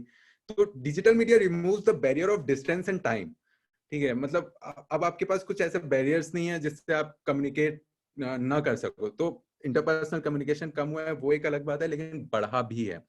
और जैसे हम एआई की बात करें, जो मुझे बहुत ज्यादा, because I am a data analyst, ठीक है, मैं डेटा साइंस पे भी काम करता हूँ, अभी भी मैं साइड में करता हूँ वो सारी चीजें, ठीक है। ऐसे किसी कंपनी के लिए काम नहीं करता, खुद के लिए करता हूँ, क्योंकि मुझे वो बहुत ज्यादा फैसिनेट भी करता है डेटा पे काम करना। तो जो एआई है वो बहुत ज्यादा अच्छा भी है, लेकिन अब जैसे एक एग्जांपल, तो इलॉन मस्क ने अभी अनाउंस किया कि उनकी कार में गेमिंग कंसोल वो फिट कर रहे हैं, ठीक है, ताकि, क्योंकि उनकी कार तो सेल्फ ड्राइविंग है, तो लोग बैठकर करेंगे क्या, बोर होंगे तो उससे वो अच्छा वो गेम ही खेल लें। ये मतलब ये जैसे ही मैंने सुना, मैंने बोला यार, मतलब बचपन से हमारे दिमाग में डाला गया था कि हमको कार ड्राइव करनी होती है, एकदम से आप गेमिंग कंसोल डाल दोगे, तो मुझे बहुत अजीब सा लगा। एंड फिर वो जो जो अभी एक और चीज कर रहे हैं, जो एआई चिप पर जो इलॉन मस्क एक्सपेरिमेंट्स कर रहे हैं, वो भी मुझे बहुत ज्यादा डर लग रहा है। क्योंकि मतलब मुझे ऐसा लगता है कि यार आई डोंट नो, ठीक है, मैं मुझे नहीं पता मैं उस बारे में क्या कहूँ। मुझे बस डर लगता है उस चीज से, क्योंकि एक जैसे एक और एग्जांपल दूं मैं, सोफिया, आप लोग जानते होंगे, the first robot to receive the citizenship of a country in November 2017, right. उसने ये बोला कि उसने, ये मैं कोट कर रहा हूँ, एज इट इज बोला उसने, I want to destroy humans, ठीक है। अगर मतलब एक एआई जिसको एक ह्यूमन ने प्रोग्राम किया है, अगर वो अपने खुद एनालाइज करके अगर ये लाइन बोल सकता है, तो आई डोंट नो कि आगे चलकर एआई को हम किस तरीके से कंट्रोल कर पाएंगे। तो अभी से हमें जरूरी है कि हम थोड़ा सा लेस टेक्नोलॉजी डिपेंडेंट हो। हम टोटली वो नहीं कर सकते कि हम टेक्नोलॉजी को एकदम वो कर दें, लेकिन हमें थोड़ा लेस डिपेंडेंट होना पड़ेगा, उसके रास्ते हमें ढूंढने पड़ेंगे। और जो फेक न्यूज की बात की सर्वप्रिया जी ने, शादाब जी ने, वो मतलब वो बहुत ही जरूरी है उस चीज के बारे में बात करना, क्योंकि एक रिसर्च ये बोलती है कि फेक न्यूज जो है वो रियल न्यूज से बहुत ज्यादा फास्ट तरीके से ट्रेवल करती है, सॉरी स्प्रेड होती है। मतलब अब जितनी आप अगर जैसे फॉर एग्जांपल जो भी जैसे होता है ना कि मसालेदार जो न्यूज होती है, जिसमें बहुत सारे ऐसे मजा आता है, एंटरटेनमेंट रहता है, अब न्यूज को बहुत सारे लोग एज एन एंटरटेनमेंट देखते हैं, तो वो वाली चीज आ गई है। एंड फेक न्यूज से भी बहुत सारे जो डेटा साइंटिस्ट है वो भी लड़ने की कोशिश कर रहे हैं, बहुत सारे लोग हैं जो फेक न्यूज से लड़ने की कोशिश कर रहे हैं, ट्राई कर रहे हैं, नए नए एल्गोरिथम्स लगा रहे हैं कि जिससे कि ये चीज सॉल्व हो। एंड लेकिन जिस हिसाब से चल रहा है मुझे लगता है कि बहुत जल्दी हम इसका सोल्यूशन भी निकाल लेंगे। एंड एक और चीज जो मुझे बहुत ज्यादा कंसर्न करती है, आई डोंट थिंक कि मुझे इस बारे में बात करना चाहिए कि नहीं चाहिए, बच्चों के ना बच्चों के कुछ कोडिंग कोर्सेज आए, ठीक है, छोटे बच्चों के लिए, ठीक है, मैं कंपनीज का नाम नहीं लूंगा, लेकिन उसके ऊपर बहुत सारी कंट्रोवर्सीज हुई है। I am from a computer science background and I completely supported because I understand the importance of coding, ठीक है, बट मुझे ये एक बात जो समझ में नहीं आती वो ये है कि आप कुछ प्रीसेट्स से बच्चों को कोडिंग सिखा रहे हो, तो जब वो रियल लाइफ सिचुएशंस में जाएंगे वो करने के लिए, तब उनको सिचुएशन चेंज दिखेगी, क्योंकि आप बिना डिबगिंग के कोडिंग कैसे सिखा सकते हो मुझे समझ में नहीं आता। तो ये वाला जो एक चीज है मुझे बहुत ज्यादा कंसर्न कर रहा है। उससे अच्छा तो भाई उनको कार्टून देखने बोल दो, कम से कम इमेजिनेशन पावर इंक्रीज होगी, क्यों तो वो वाली चीज है। और मुझे ऐसा लगता है एंडिंग में मैं ये चीजें बोल के कंक्लूड करना चाहूंगा कि with great power comes great responsibility. हमारी रिस्पॉन्सिबिलिटी बनती है कि हम अपनी आने वाली जनरेशन के लिए एक सस्टेनेबल कल्चर छोड़कर जाएं। ऐसा ना हो कि हमें अपने कल्चर को इतना टेक्नोलॉजी ड्रिवन बना दिया हमने कि हमारी जो अगली जनरेशन है उसकी एक्सपीरियंशियल लर्निंग खत्म हो जाए। और आप सबको, मुझे पता है हर एक इंसान को एक्सपीरियंशियल लर्निंग की अहमियत पता है। भले ही आप कितना भी बुक से सीख लो, जरूरी है, बुक से सीखना जरूरी है, हर चीज से सीख लो, गूगल से, जो भी, लेकिन जिंदगी जो सिखाती है उतना उससे अच्छा आप कुछ नहीं सीख सकते, ठीक है। तो वो चीजें आपने महसूस की होगी, जो भी मैंने चीजें बोली है वो हमें ऑलरेडी पता है, but we don't give it a thought. It is I think it is very important to learn to balance digital media with your life. We need to have everything in equal proportions, ठीक है। हमारे family time भी बिताना हमें जरूरी है, हमारे colleagues के साथ एक क्वालिटी टाइम बिताना जरूरी है ताकि हमारी प्रोडक्टिविटी बढ़ सके। जैसे फॉर एग्जांपल मुझे ऐसा लगता है कि इंडिया में ये धीरे धीरे प्रमोट हो रहा है कि अगर आपको एक प्रोडक्टिविटी बढ़ानी है अपनी ऑर्गेनाइजेशन की, तो ह्यूमन बिहेवियर के बारे में भी सोचना पड़ेगा, जो कि सिर्फ बाहर की कंट्रीज में होता था, लेकिन इंडिया में भी वो चीज़ आ रही है, तो मुझे वो चीज़ अच्छी लग रही है। And I am very glad कि आप लोगों ने ये टॉपिक चुना है। आई थिंक कि मेरा मैसेज पहुंचा हो जो मैं आप सबको कन्वे करना चाह रहा था। एंड अगर आप मुझसे और भी बातें करना चाहते हैं, किसी चीज़ पे डिस्कस करना चाहते हैं, या फिर कोई भी क्वेश्चन पूछना चाहते हैं, तो फील फ्री, आप मुझे कांटेक्ट कर सकते हैं इंस्टाग्राम पे मिर्ची सिद्धांत के नाम से। And thanks to the whole team of Pravad 2021 and all the panelists. Thank you so much. Thank you. Thank you so much, Sadab. Very good. And with your multifaceted background, I think you've given a different dimension altogether to the topic. I'm sure all the participants would be very glad. I'll request the host, would you take up the questions, or shall I pick up the questions and address them the corresponding or respective panelist? What do I do? Sir, Shivli ma'am is taking question answer. Okay, Shivli, please carry on. Yes. The first question is from Jatin Lalwani. He's asking, can we say digital media is only for perception making, and how it is different with other mediums?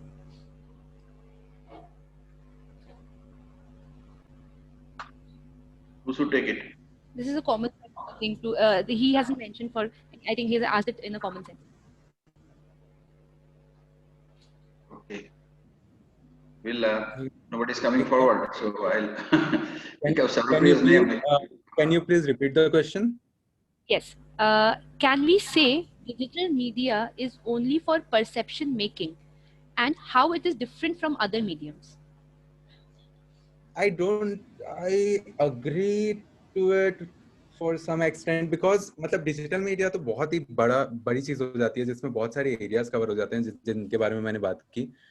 And उन्होंने जो चीज बोली है वो बहुत सही बोला है कि मतलब परसेप्शन मेकिंग, जैसे फॉर एग्जांपल अगर मुझे सेल्फी भी लेना है, ठीक है, मैं 100 सेल्फी लूंगा, उसमें से एक जिसमें मैं अच्छा दिख रहा हूँ मैं वो सेल्फी अपलोड करूंगा, तो ऑब्वियसली वो परसेप्शन मेकिंग है, ठीक है। जो फूड ब्लॉगर्स हैं, ठीक है, अगर फूड ब्लॉगर्स को फॉलो किया होगा तो आपको लग रहा होगा कि यार उनकी लाइफ कितनी हैपनिंग है, लेकिन बहुत होता है, जैसे बहुत जो डिजिटल इन्फ्लुएंसर्स हैं, लोग कहते हैं उनकी लाइफ कितनी हैपनिंग है, लेकिन उनको एनी टाइम प्रेजेंटेबल रहना पड़ता है यार, और वो प्रेजेंटेबल रहने के लिए, और वही जो आपने बोला परसेप्शन क्रिएट करने में बहुत मेहनत लगती है। एंड ऑब्वियसली वो एक परसेप्शन वाला प्लेटफॉर्म है, वो मैं बिल्कुल एक्सेप्ट करता हूँ, एंड उसके डाउनफॉल्स भी हैं, एडवांटेजेस भी हैं, लेकिन आई थिंक कि मतलब डिजिटल मीडिया और भी चीज़ों से, डिजिटल मीडिया कैसे अलग है उस पर हमने बहुत सारी चीज़ों पे बातें की कि मतलब कितना हेल्प, कैसे वो उसके एडवांटेजेस क्या हैं और डिसएडवांटेजेस क्या हैं, हर चीज़ के लिए एक प्रोज एंड कॉन्स होते हैं। सो आई थिंक कि जो एक परसेप्शन क्रिएट करने का जो वो चीज़ है, वो उसका प्रो भी है कॉन भी है, क्योंकि कुछ प्रोफेशंस ऐसे होते हैं जिसमें परसेप्शन आपको क्रिएट करना पड़ता है, अगर आप वो परसेप्शन क्रिएट नहीं करोगे तो वो प्रोफेशन में आप नहीं रह पाओगे। So I think it is very important. The next question is for Sarvapriya ma'am. It's from Ravindra Kevlani. Ma'am, do you have any tips on how we can get our videos on YouTube noticed? Is there a proper way to make them appear at the right place? Hi, definitely उसका पूरा एक एक technique होती है YouTube पे अपनी videos को करने की। YouTube is all about searchability, timing and consistency. Okay, तो आप जिस वक्त कई बार कोई टॉपिक जो होता है जो बहुत ट्रेंड में है, जिसके ऊपर लोग बात कर रहे हैं, उसको लेके जब आप एक कंटेंट बनाते हैं, वीडियो बनाते हैं, उसे लगाते हैं, कोई ऐसा टॉपिक जिसको लोग सर्च करना चाहते हैं, लोग जानना चाहते हैं उसके बारे में। मान लीजिए अभी वोटिंग, अगर मान लीजिए कोई इलेक्शंस आते हैं तो लोग जानना चाहते हैं कि अपने आप को कैसे वोटिंग कार्ड के लिए रजिस्टर करें, कैसे आप वोटिंग कार्ड बनवाएं। तो इस तरह की चीजें वो सर्च करते हैं। और थर्ड जो सबसे इंपॉर्टेंट चीज है वो कंसिस्टेंसी है, कि आप लगातार कंसिस्टेंट, मतलब कंसिस्टेंट रहे अपने काम में। मतलब कि आप हफ्ते में अगर एक वीडियो लगा रहे तो हाँ दूसरे में भी लगाएं, वो काम आप लगातार करते रहें। वो कंसिस्टेंसी बहुत इंपॉर्टेंट है। सर्चेबिलिटी, आपका टॉपिक कितना सर्च होने के लायक है, और थर्ड की उस पे मतलब वो कितना ट्रेंडिंग टॉपिक है और उस पर कितनी बात हो रही है। ये तीनों चीजें काफी इंपॉर्टेंट है। टाइमिंग, मतलब आप ये नहीं कि आज बात हो रही है, आप 4 दिन बाद उस पर कुछ बनाएंगे तो शायद उससे ऐसा चीज वर्क नहीं करेगी। लेकिन जो टॉपिक आज चल रहा है, जो ट्रेंड में है, लोग जानना चाह रहे हैं उसके बारे में, उस पर आज बनाए या कल तक भी बनाए 24 घंटे के अंदर, तो चीजें उसके चलने का, उसके नोटिस होने का बहुत चांसेस हैं। ये तो आपके कंटेंट बनाने की बात हुई। दूसरा, उसके बाद और भी बहुत सारी चीजें होती हैं कि आपके हेडलाइन कितनी एसईओ फ्रेंडली है, आपका थंबनेल कितना इंट्रीगिंग है, क्या लोग उसे क्लिक करके देखना चाहते हैं, उस पर आपने क्या टेक्स्ट लिखा है, क्या फोटो लगाया है। हेडलाइन पे आप किस तरह से, कौन सी, आप हमेशा फर्स्ट वर्ड वो लगाते हैं जो जिसको लेके लोग सर्च कर रहे होंगे। मान लीजिए लोग अगर सर्च कर रहे हैं इलेक्शंस के बारे में या फार्मर प्रोटेस्ट के बारे में, तो फार्मर प्रोटेस्ट आपका फर्स्ट वर्ड होना चाहिए। आपके हैशटैग्स वो होने चाहिए, ट्रेंडिंग होने चाहिए। आपके हिडन टैग्स भी बहुत इंपॉर्टेंट। तो ये सारी चीजें बहुत मैटर करती है। अगर आप यूट्यूब पे कोई कंटेंट बनाते हैं तो ये सब चीजें आप करिए। फिर उसके बाद आप अपने एनालिटिक्स चेक कीजिए, उस वीडियो की परफॉर्मेंस चेक कीजिए, कितने लोगों ने देखा, किस टाइम तक देखा, एवरेज वॉच टाइम क्या है, कहाँ पे ड्रॉप हो रहा था, कहाँ पे आप इसको और इंटरेस्टिंग बना सकते थे। तो ये सब चीजें यूट्यूब पे मैटर करती हैं। ये बहुत बेसिक चीजें मैंने आपको बताई हैं, लेकिन धीरे धीरे जो आप करते रहेंगे तो ये आप अपने आप उसको समझ जाएंगे। और इवन यूट्यूब ने खुद भी यूट्यूब पे ही ट्यूटोरियल्स इस तरह से दे रखे हैं और बाकी लोगों ने, तो आप वहां से भी जाके चेक कर सकते हैं। आई थिंक यूट्यूब बहुत बहुत बहुत अच्छी है, कोई इन्वेंशन है कि जहाँ पर मतलब मैंने खाना बनाना तक भी यूट्यूब पे सीखा है, मैंने बहुत सारी चीजें यूट्यूब पे सीखी। आपको कुछ भी सीखना है, आप अगर डांस भी सीखना चाहते हैं तो आप यूट्यूब पे जाकर सीख सकते हैं। तो ये बहुत अच्छी एक प्लेटफॉर्म तो है ही। Thank you, ma'am. There are two questions for Shadab. I'll ask them together only. The first one is from Jatin. He's asking ki, as a media person, how can you keep your personal perceptions away while working in the media field? And the second question is, what will be the effect of digital media on electronic and print media in the future? This question is from Ritik Singh. Okay. तो हमारे personal perception को कैसे अलग रखा जा सकता है, ये एक टास्क, ये हम जितने भी जर्नलिस्ट हैं, कम्युनिकेटर, ये एक टास्क है कि आप कैसे, आई गेस, और सिर्फ ये कम्युनिकेटर के लिए नहीं, जो टीचर्स हैं उनके लिए भी है कि हमारी कुछ धारणाएं हो सकती हैं, कुछ परसेप्शंस हो सकते हैं, लेकिन जब आप उसको कम्युनिकेट कर रहे हैं, आप टेलीकास्ट कर रहे हैं, you are writing an article और कुछ ट्वीट कर रहे हैं, तो आपको सीरियस होना पड़ेगा। और मेरा सिंपल फंडा ये है कि ट्रू जो है, जो इथिक्स हैं, शायद जो हमने पढ़े थे, जो किताबों में जो इथिक्स है ना, अगर आप उस तरफ हैं, लीन कर रहे हैं, तो वो ठीक रहेगा। आप जब काम कर रहे हैं किसी ऑर्गेनाइजेशन के लिए, आप किसी भी सेक्टर में काम कर रहे हैं, आपकी खुद की धारणाएं हो सकती हैं, लेकिन आप काम एथिक्स के हिसाब से करेंगे तो ठीक होगा। आप मीडिया सेक्टर में काम कर रहे हैं, हमने सबने पढ़ी हुई हैं डिफरेंट थ्योरीज ऑफ कम्युनिकेशन, आप बेसिक्स पे रहेंगे तो आई गेस आपके परसेप्शन आपको कहीं पे भी बीच में नहीं आएंगे। हो सकता है जो इंफॉर्मेशन आई है या किसी खबर का कुछ एक अंदाज है, एक तरीका है, या आपके पास गवर्नमेंट की ओर से या ऑर्गेनाइजेशन की ओर से आपके पास प्रेशर हो सकता है, या इन अ वे लिखने के लिए बात हो सकती है, लेकिन आप कोशिश ये कीजिए कि आप जो बेसिक एथिक्स थे, जो आपको टीचर ने कभी क्लास में पढ़ाए होंगे, शिवली मैम ने पढ़ाए हैं, सीमा मैम ने पढ़ाए हैं, वही है। और अगर आप वहीं पे इंटैक्ट रहेंगे तो मैं ये गारंटी ले सकता हूँ कि आपका कभी आपके पर्सनल जो भी थ्योरीज हैं, आपके परसेप्शंस हैं, वो कभी भी आपके काम को सफर नहीं करेंगे। आप एज ए जर्नलिस्ट सोचें, एज ए कम्युनिकेटर सोचें, एज ए टीचर सोचें, आपकी धारणाएं हो सकती हैं वो आपके पर्सनल लेवल पे हैं, किसी को पर्सनली बताने के लिए हैं, अपनी फैमिली फ्रेंड्स में कलीग्स में बताने के लिए हैं, लेकिन जब आप ब्रॉडकास्ट हो रहे हैं, टेलीकास्ट हो रहे हैं, तो आप ये मानिए कि आपके ऊपर बहुत सारे दायित्व हैं। आपके कंधे ये महसूस करते रहना चाहिए कि आपके आप अगर कुछ भी लिख रहे हैं, कुछ बोल रहे हैं, तो मेरा क्या सोचना है इस बारे में वो बाकी बात है, लेकिन जो एथिकली सही है आप सिर्फ अपनाने। And second question I guess Hrithik ने पूछा, अगर मैं सही सुन पाया, ऋतिक ने पूछा है कि ये अलग कैसे है डिजिटल प्रिंट और इससे, या कितना फर्क पड़ेगा इससे। तो मुझे डिजिटल की जो अच्छी बात लगती है कि ये किसी का स्पेस चुराता नहीं है, ये अपना बनाता है, और सबके लिए संभावना है, सबके लिए स्पेस है। इतना प्यारा मीडियम आपको नहीं मिलेगा ये, और इसका बहुत पॉजिटिव एक जो काम है इसका वो यही है। जब इस देश में रेडियो आया होगा या टीवी आई होगी, तो लोगों को जब रेडियो आया तो प्रिंट वालों को डर लगा होगा, जब टीवी आई जब भी प्रिंट वालों को डर लगा होगा, लेकिन पेपर बंद नहीं हुए, उनका सर्कुलेशन बढ़ा है, रेडियो का रीच बढ़ा है, टीवी का रीच बढ़ा है, टीवी का रीच डिजिटल आने के बाद भी कम नहीं हुआ है। और डिजिटल की अच्छी बात यह है कि आप इस पे प्रिंट भी देखिए, आप इंडियन एक्सप्रेस भी पढ़िए, इस पे हिंदुस्तान टाइम्स भी पढ़िए, टाइम्स ऑफ इंडिया भी पढ़िए, दुनिया भर की वर्ल्ड की मैगजीन पढ़िए, ये एक प्लेटफॉर्म प्रोवाइड कराता है। ऐसे ही आप दुनिया भर के जो चैनल्स टीवी पर देखते थे वो आप डिजिटल फॉर्म्स में ऐप पर वर्चुअली देख सकते हैं। तो ये किसी का स्पेस खाता नहीं है, उनको और इवॉल्व करने में, और आई गेस एक थोड़ा सपोर्टिव हैंड देता है कि आप शायद पहले आपको घर से, ऑफिस से, दफ्तर से घर पहुंचना पड़ता था, और उसके बाद आप शाम को 7 बजे 8 बजे नॉर्मल जो टाइम इंडिया में होता है आप न्यूज देखते थे, जैसे हम प्राइम टाइम बोलते हैं आज तक। लेकिन प्राइम टाइम का पूरा फंडा ही खत्म कर दिया इस डिजिटल मीडिया ने। आपके वीडियोस, आपका न्यूज, आपके पेपर्स, आपके आर्टिकल्स किसी भी वक्त आप डिजिटली देख सकते हैं, छोटे से मोबाइल में, छोटे से लैपी में, आईफोन में आप इसको देख सकते हैं। और ये इसकी खूबसूरती है, और इसको हमको ऐसे ही इसको सहेजना होगा कि सब समावेशी है, ये सबको साथ में लेकर चल रहा है, सबको ग्रो करने का मौका दे रहा है।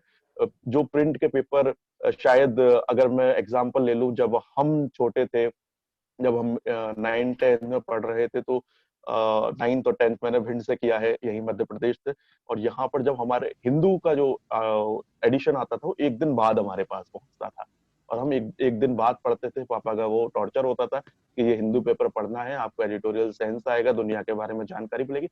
आज के जो बच्चे यहाँ पे हमारे घर के रह रहे हैं उनको ये दिक्कत नहीं है, और शायद इससे भी ज्यादा जो बिल्कुल इंटीरियर में रहने उन्हें कोई दिक्कत नहीं है। वो आप हिंदू छोड़िए, इंडियन एक्सप्रेस छोड़िए, आप दुनिया का कोई भी मैगजीन आप इसको देख सकते हैं, टीवी देख सकते हैं, कोई भी चैनल देख सकते हैं, कोई भी न्यूज सोर्स देख सकते हैं, इतने सारे बेहतरीन यूट्यूबर्स हैं, उनको देख सकते हैं। और ये सब हो रहा है एक छोटा सा एक मोबाइल गैजेट आपको मिल जाए, और छोटा सा अगर आपका नेट का स्पीड ठीक आ रहा है तो आप ये सब कर सकते हैं।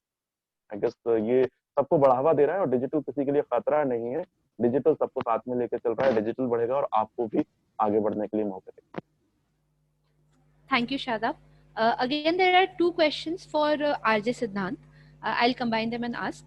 Ravendra is asking, what content have you noticed is more popular in your audiences or gets new audiences to your social media platform?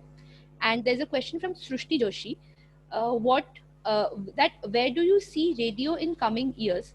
Will it be attracting more people in coming days, and how? Right. So I'll first talk about the content.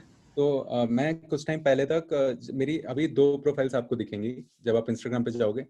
एक है RJ सिद्धांत और एक है मिर्ची सिद्धांत। तो मैं आरजे सिद्धांत पे ना ये कंटेंट जो बनाता था, ट्रैवल ब्लॉग्स बनाता था, फूड फूड ब्लॉगिंग करता था, और फिर मैंने फनी कंटेंट भी उस पर क्रिएट करना चालू किया था। फिर मैंने मिर्ची सिद्धांत बनाया, जो आइडिया है उसमें मैं रीजनल कंटेंट बनाता हूँ।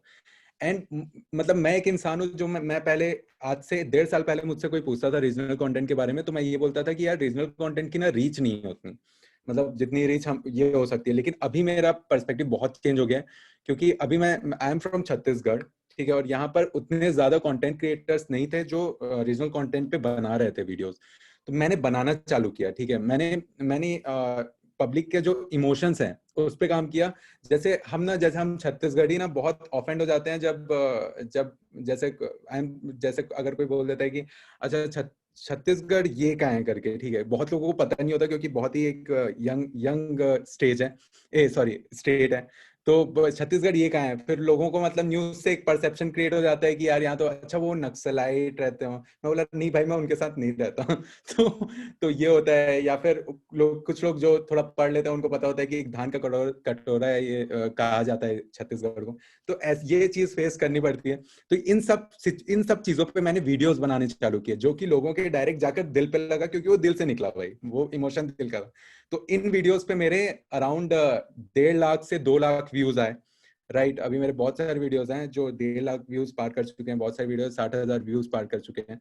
और उसमें मैंने यही कोशिश की है कि मैं कैसे लोगों के इमोशंस को पकड़ूं, समझूं और उन पे कंटेंट बना पाऊं, ताकि ताकि आपका देखो एक रिस्पॉन्सिबिलिटी भी बनता है यार। मतलब ये नहीं कि मैं सिर्फ फॉलोअर्स के लिए अगर वीडियो बनाऊंगा तो मैं पॉपुलर हो जाऊंगा, ये मैंने सीखा।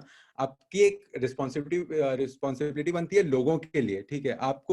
आपको एक इम्पैक्ट तो क्रिएट करना ही पड़ेगा। मतलब मैं स्टीव जॉब्स से बहुत ज्यादा प्रभावित हूँ। उन्होंने बोला you have to put a dent on this world. I don't know exactly मैंने वैसा कोट किया कि नहीं, लेकिन मैं बहुत प्रभावित हूँ कि आप इस दुनिया में आए हो तो यार थोड़ा बहुत मतलब इम्पैक्ट क्रिएट करके जाओ ही जाओ, नहीं तो कोई मतलब नहीं है। एंड मुझे रीजनल कंटेंट में अच्छी रीच मिल रही है, जैसे कंटेंट के बारे में आपने पूछा। तो वो, एंड दूसरा जो आपने रेडियो का पूछा, तो बहुत बहुत सारे लोग कह रहे हैं कि बहुत सारे लोग ये बोलते हैं कि radio is a fading medium. लेकिन मैं अभी इस इंडस्ट्री में, मुझे ऐसा बिल्कुल अभी लग नहीं रहा है, क्योंकि अभी तो जब से डिजिटल आया और ज्यादा मतलब आरजेस को तो और ज्यादा फायदा हुआ है। पहले सिर्फ आरजेस को देख पाते थे लोग, सॉरी सुन पाते थे लोग। अब वो हमसे सोशल मीडिया पे कनेक्टेड होते हैं, एंड अब सोशल मीडिया से भी लोग रेडियो पर आ रहे हैं। तो वाइस वर्सा है, मतलब रेडियो से डिजिटल पे जा रहे हैं लोग और डिजिटल से रेडियो पर भी आ रहे हैं। एंड तो ये अभी आई थिंक कि मतलब रेडियो की जो सबसे प्यारी बात लगती है जो मैंने सीखी है, वो ये है कि radio is a theatre of mind, ठीक है। हर प्लेटफॉर्म में आपको विजुअली चीजें होती है, आपको प्रिंट मीडिया में विजुअली चीजें होती है, आपको टीवी में होता है। इसमें आप खुद इमेजिन करते हो। एक आरजे को अगर पहले ऐसा होता था, देख नहीं पाता था, वो इंसान अपने हिसाब से इमेजिन करता था कि आरजे इस तरीके से बोल रहा होगा, इसलिए कहा जाता है radio is a theatre of mind. And I मतलब ये मैं बायस्ड हूँ because I am a radio jockey, कि रेडियो में जो रोमांस है ऑडियंस के साथ, लिसनर्स के साथ, एक रेडियो जॉकी का या फिर किसी भी रेडियो अनाउंसर का, वो रोमांस मुझे कहीं फील नहीं हो पाता। वो ये मेरा बेस्ट ओपिनियन है, क्योंकि मैं इस इंडस्ट्री से हूँ। तो आई थिंक रेडियो और ज्यादा शाइन करेगा फ्यूचर में भी। Thank you. Thank you, sir. The next question is for Sarvapriya ma'am. It's from Gunjan Joshi. She's asking, as a journalist, many times there are some hidden facts or hidden news which our channel does not allow us to show to the audience. So in this case, what should we do? मुझे थोड़ा सा और इसमें clarity चाहिए कि वो क्या पूछना चाह रही है। कुछ ऐसी चीजें, कुछ ऐसे न्यूज है जो नहीं चाहते चैनल्स की ये लोगों को पता चले इन्फॉर्मेशन, या ये रिपोर्ट पता चले, या ये सब चीजें होती है। मतलब जो अगर चैनल अलाउ नहीं कर रहा है हमको वो दिखाने के लिए wherever we are working, तो in that case as a journalist हमको क्या करना चाहिए? अब वैसी चीजें इसी वजह से शायद डिजिटल जो मीडिया है वो कहीं पे हेल्प कर सकता है इन चीजों में, कि मान लीजिए हमारा चैनल हमें अलाउड नहीं करता है, मान लीजिए हमारी जगह, मतलब हमें जहाँ पे भी हम वेबसाइट है जहाँ पे भी काम करते नहीं अलाउ करता है, लेकिन क्या वो इंफॉर्मेशन अभी और भी इतने सारे ऑल्टरनेटिव जो चीजें आ गई हैं, ऑल्टरनेटिव मीडिया जो आ गया है जिसको आप यूट्यूब या सोशल मीडिया या सिटीजन जर्नलिज्म कहते हैं, you can always pass on that information to those people. या फिर आप बहुत सारे लोग हैं जो मतलब अपने एक पेन नेम से चीजें लिखते हैं, ब्लॉग्स लिखते हैं, जिनकी आप अपनी आइडेंटिटी रिवील नहीं करना चाहते हो। ऑब्वियसली अगर आप ऐसा करेंगे और आपके चैनल को पता चल जाएगा या आपके वेबसाइट को पता चल जाएगा तो उससे आपको बहुत प्रॉब्लम हो सकती है, जॉब प्रॉब्लम हो सकती है। लेकिन still if you want people to know that information and you don't have that greed और that thing in your mind that you should put your name on that, तो आप सिर्फ उसके हिसाब से तो फिर आपके पास बहुत ऑप्शन है कि आप वो एक ऑल्टरनेट मीडिया के थ्रू उस इंफॉर्मेशन को पास ऑन कर सकें लोगों के पास। जरूरी नहीं है कि आपका नाम उसमें जाए और आप उस तरह से उसको लेके फेमस हों, पर ये तो एक ऑल्टरनेटिव है ही इसमें। There are two questions from Shivani. This is not for any specific speaker. These are two general questions. First, she's asking that how can we bridge this gap which has been created due to digital media? The gap in the relationships, and the gap in the generation. Is there a way to bridge this gap? And second, she's asking how to overcome the distractions that we are facing due to media while we are studying or while we are working. How can we cope up with the distractions that we are facing? Okay, तो who is going to okay, मैं first question का answer कर देती हूँ कि जो digital gap जो बन गया है रिलेशनशिप्स में और इन सब चीजों में, थिंग इज कि आप जो चीज पढ़ते हैं या आप जो चीज देखते हैं, आप वो कहीं ना कहीं अपने अंदर इम्बाइब करते हैं और आप वैसे वैसे बनने की कोशिश करते हैं, आप वो बनना चाहते हैं। आप जिसको लगता है कि इस चीज को लोग बहुत लाइक कर रहे हैं तो मैं भी वैसी चीजें करूं या मैं भी उसी तरह से बात करूं। जैसे मैंने जब मैं बात कर रही थी, बता रही थी, तो उस वक्त भी मैं ये बात कह रही थी कि आप जिस तरह से आप एक्सपेक्ट करते हैं कि आपके ऑफिस में कोई एक पार्टी चल रही है, कोई व्यक्ति एकदम से आके आपको बता देता है, आपको कह देता है कि अरे आपका ये काम तो बिल्कुल भी अच्छा नहीं था, क्या कितनी सहजता से हम उस चीज को लेते हैं, या कोई हमको टोक देता है सब लोगों के सामने, हम कैसे करते हैं। लेकिन हम वो चीज डिजिटल मीडिया पे करते हैं, हम सोशल मीडिया पे करते हैं कि कोई आके आपको इस तरह से बोल देता है कि ये चीजें नहीं करो या नहीं करो, तो उसकी वजह से बहुत सारी एक ईगो फ्लोटिंग बहुत रहती है सार्वजनिक जो प्लेटफॉर्म है उसके ऊपर। उसको थोड़ा ध्यान में रखना चाहिए कि आप जो अपने लिए नहीं एक्सेप्ट करते हैं, जो आप जिस चीज में आप कंफर्टेबल नहीं है, आप वो दूसरों के साथ क्यों कर रहे हैं, राइट? लेकिन हमको लगता है कि नहीं, ये तो एक फॉर्म है और यहाँ पर तो एक सबको बोलना चाहिए, इसी तरह से टोक देना चाहिए, कह देना चाहिए, उनको बेवकूफ कहना चाहिए, उनको गधा कहना चाहिए। आप ये सब कर रहे हैं मतलब पब्लिकली, वो चीज आपको समझनी पड़ेगी कि इससे कोई फायदा नहीं हो रहा है, इससे कोई डिवाइड कभी ठीक नहीं होगा, ये और पोलराइज कर रहा है हमको, ये हमको और डिवाइड कर रहा है, हमारे कहने के तरीके, हमारी टोन, हमारी भाषा, हर चीज। और इसी वजह से कितने सब लोग आपस में अब लोगों की दोस्तियां टूट गई हैं, रिश्तेदारियां टूट गई हैं, just because they were speaking on something on a public platform. So I think जो आप अपने लिए एक्सेप्ट नहीं करते उसको पब्लिकली दूसरों के साथ नहीं करिए। आप जिस तरह से बात करते थे पहले भी लोग आपस में डिस्कशंस करते थे, पॉलिटिकल डिस्कशंस भी करते थे, सोशल डिस्कशंस भी करते थे, लेकिन उसमें इस तरह से नहीं होता था कि आप एकदम किसी को अपने घर से बाहर निकाल दो कि तुम ऐसा बोलो तो निकल जाओ मेरे घर से, ऐसा नहीं होता था। लेकिन वो अभी हो रहा है, तो उसके पीछे देखिए, क्योंकि आप पब्लिकली बहुत उस तरह से रूड हो रहे हैं, पब्लिकली आपका ईगो बहुत फ्लोट हो रहा है कि आपको कुछ कह देता तो आपको बुरा लगता है। Don't do it. आप तारीफ करिए किसी की पब्लिकली, लेकिन ये मत सोचिए कि नहीं, तारीफ अगर हम पब्लिकली कर रहे हैं तो हम मतलब बुराई भी पब्लिकली कर रहे हैं। ये क्या, अच्छाई करने का और बुराई करने का प्रभाव एक ही होता है? अच्छाई का प्रभाव किसी व्यक्ति पे कुछ और पड़ता है, उसकी मेंटल हेल्थ पे कुछ और पड़ता है, उसकी बुराई करने का सार्वजनिक तौर पर कुछ और प्रभाव पड़ता है। तो आप उसको कंपेयर क्यों कर रहे हैं कि हम अच्छाई पब्लिकली कर दो, बुराई ऐसे करें? ऑलवेज फील कि आप you want someone to improve, so keep that in mind. So I think तब इस तरह से डिजिटल डिवाइड जो है वो कम होगा। इसलिए महिलाएं आती भी नहीं है डिजिटल पे। आप डिजिटल डिवाइड आप उसको भी देखिए कि महिला और पुरुषों के कितना अंतर है। आप डिजिटली, हम लोग इतना कोशिश कर रहे हैं अभी कि जो विमेन है उसको सोशल मीडिया पे, डिजिटल मीडिया पे हम उस ऑडियंस को टैप करें, वो लोग आए, वो न्यूज पे से भी जुड़े, सबसे जुड़े। लेकिन इतना मुश्किल है उन लोगों का आना और अपनी बात रखना, क्योंकि दे ऑलवेज फील दैट मतलब उनको उस तरह से हैरास किया जाता है, ट्रोल किया जाता है, उनको कुछ भी कह दिया जाता है। इवन हम लोग जो वेबसाइट्स चलाते हैं अपने सोशल मीडिया पे, हम लोग भी उसको रेगुलेट नहीं करते उन कमेंट्स को। इसी वजह से हम वो एक सेफ स्पेस नहीं बनाते हैं लोगों के लिए। वहां पे आके कोई एक दूसरे से बहस करने लग जाता है, गालियां देने लग जाता है, and we are not deleting that. मतलब ये बड़ा मुश्किल भी है, क्योंकि लोगों के पास इतना मैन पावर नहीं है लोगों के पास, मतलब किसी वेबसाइट या किसी चैनल के पास कोई जाके डिलीट करता रहे। लेकिन वो सेफ स्पेस नहीं मिल रहा है, इसलिए वो महिलाओं की भागीदारी भी कम हो रही है। तो आई थिंक उसको भी बहुत ज्यादा उसको एड्रेस करने की जरूरत है कि हम अपने लेवल पे, जो हम अपनी जगह पे जहाँ चलाते हैं, जहाँ फेसबुक या ट्विटर या इंस्टाग्राम, उसको एक सेफ स्पेस बनाए लोगों के लिए, कि वो लोग आराम से आके अपनी बात रख सकें, आप उन्हें जवाब दें और कोई उन्हें आके जवाब ना दे, ये सब। तो सेकंड क्वेश्चन कोई और आंसर कर सकता है?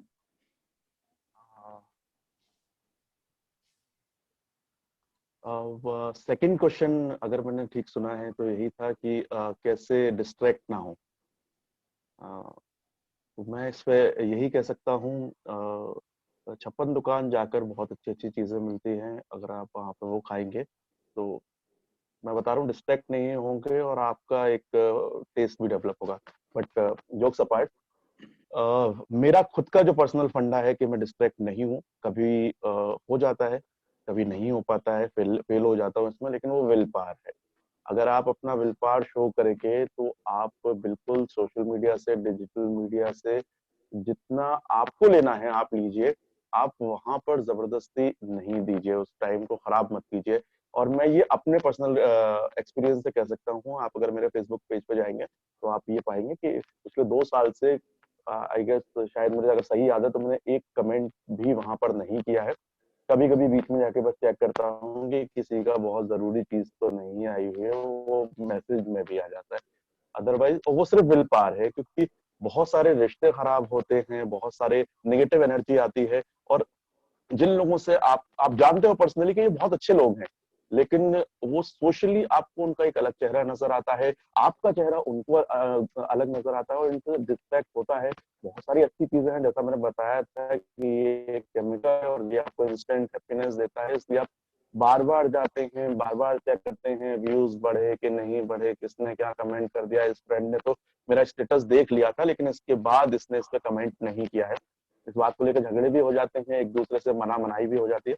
लेकिन आप इसको, अगर आप एज ए यूट्यूबर काम कर रहे हैं या आपने कोई आर्टिकल कहीं पर पब्लिश किया है, तब ऑब्वियसली आप जाके देखना पड़ेगा कि लाइक्स क्या हैं, शेयर क्या है, कैसे कमेंट्स हैं। लेकिन एज ए यूजर अगर आप सिर्फ उसको देख, कहीं पे किसी का वीडियो देख रहे हैं, आर्टिकल पढ़ रहे हैं, कुछ दूसरी प्रोडक्ट देख रहे हैं, कंटेंट, तो आप कोशिश कीजिए कि आप उससे जितना नॉलेज ले सकते हैं, लेकिन अपना बहुत ज्यादा टाइम जाया नहीं करें। मेरे मेरे मेरे को और कुछ नहीं मिला है, तो सिर्फ अगर आपकी विल पावर है कि आपको कितना टाइम देना है। पहले हम एक वक्त में टीवी देखते थे, एक वक्त में अखबार पढ़ते थे, एक वक्त में रेडियो सुनते थे। आज दिन भर हाथ में मोबाइल है, दिन भर देखते हैं। और हमें यकीन मानिए, दिन की कितनी भी बड़ी ब्रेकिंग होगी, अगर आप उसको शाम में देख लेंगे या अगर आपको सुबह टाइम मिलता है आप सुबह देख लेंगे, तो बहुत ज्यादा जिंदगी बदलने वाली नहीं है, दुनिया बदलने वाली नहीं है। बड़ा कुछ हो जाता है तो कोई ना कोई आपको बता देता है कि ये मिस हैपनिंग हुई है, ये बहुत इंडिया क्रिकेट वर्ल्ड कप जीत गया है। ये आपको वैसे ही पता लग जाएगा। पल घड़ी घड़ी अगर आप जाके फेसबुक चेक कर रहे हैं, इंस्टा चेक कर रहे हैं, ट्वीट चेक कर रहे हैं, अपना टाइम खराब कर रहे हैं, ये ना करें। कोशिश करें जितना इससे दूर रह सकते हैं। कभी कभी आधे घंटे के लिए मोबाइल को कहीं पे भूल जाइए, रख के छोड़ दीजिए और एक ऐसे ही घूम के आइए, कहीं पे कॉफी शॉप में जाइए। बट ये सब कुछ होगा आपके विल पावर से। मेरा फंडा यही है कि जब मैं चाहता हूँ बहुत दिनों के लिए रोक लेता हूँ, फिर जैसे ही अपना उसको कमजोर करता जाता हूँ, डोर को छोड़ता जाता हूँ, तो फिर एडिक्ट होने लगता हूँ। Thank you so much, Shadab. Anybody want to add something in this? Okay, so we have some more questions, but since we are running short of time and our valedictory session is scheduled at 1:30, so I'll end the question answer session over here. The answers I think were very apt, and the students might have got their answers what they were expecting. So thank you so much to all our 3 speakers, and thank you so much for joining us and sparing your time. So, sir, I'll hand over to you. Okay, I think before I close, I don't want to take a long time to make the closing remarks. It was really amazing session as far as the contents are concerned. Right from starting with Sarvpriya to Shadab and then finally hearing Siddhant. it was a great learning for me. I thank Mrs. Dhar to give me this opportunity to sit through the session as a chair. It has always been learning, as I said, whenever you interact with youngsters, you always pick up something new. Certain points said by Sarvapriya were really very good and worth imbibing. I think what she said is, attention span is reducing among youngsters. TV reach has been very much, significant, and in fact, reach of data as such has been very significant. All villages, any corner of the country you go, you'll see people holding mobile phone and using the data. We don't know whom should we thank. I don't want to name anybody, but then that's a great revolution that has happened across the country. Sadab made quite a few very good points. He focused on some of the pluses as well as minuses of digital media. I don't want to repeat them, but for saying that, yes, the cheap data availability today, coupled with its speed and reach, as I said just now, have made it a big plus for the digital media. However, he also mentioned very pertinent and very much valid negative effects of digital media in terms of the affinity or the addiction that people, particularly youngsters, yes, even babies, those who barely can speak, have also started holding a mobile phone and started getting addicted. The moment you try to snatch it from their hands, you know what is the reaction. Siddhant, as I said, was very good to hear you, Siddhant. It was really pleased. Are you talking from your studio? Yes, sir. This is my studio. Great. So that reminded me of Munnavai. Munnavai. Good morning. Good morning. Bye. I was tempted to comment.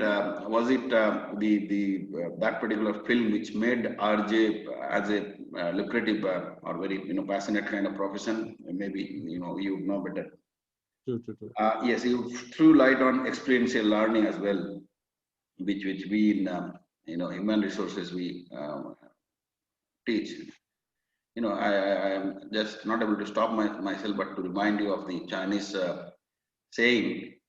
I think most of you would have heard this, but it's worth repeating. It says, "When I read, I forget. When I write, I remember. When I teach, I understand. But when I do, I learn." Yeah. So, thank you very much, all three of you, for being here, giving your precious time for the audience, for me in person. Once again, thank you, Dhar Madam, and my young faculty colleagues from journalism and mass communication for considering me to be worthy of being in the chair. I thank you, all the audience as well. With that, I take off. I say goodbye to you. Thank you so much, sir. I welcome everybody for the valedictory session, which will start at 1:30. And we are having Dr. Nirmal Mani Adhikari from Nepal in our valedictory session. So you all are welcome at 1:30. Thank you so much. Thank you. Thank you. Thank you. Namaskar. Thank you so much. Thank you so much.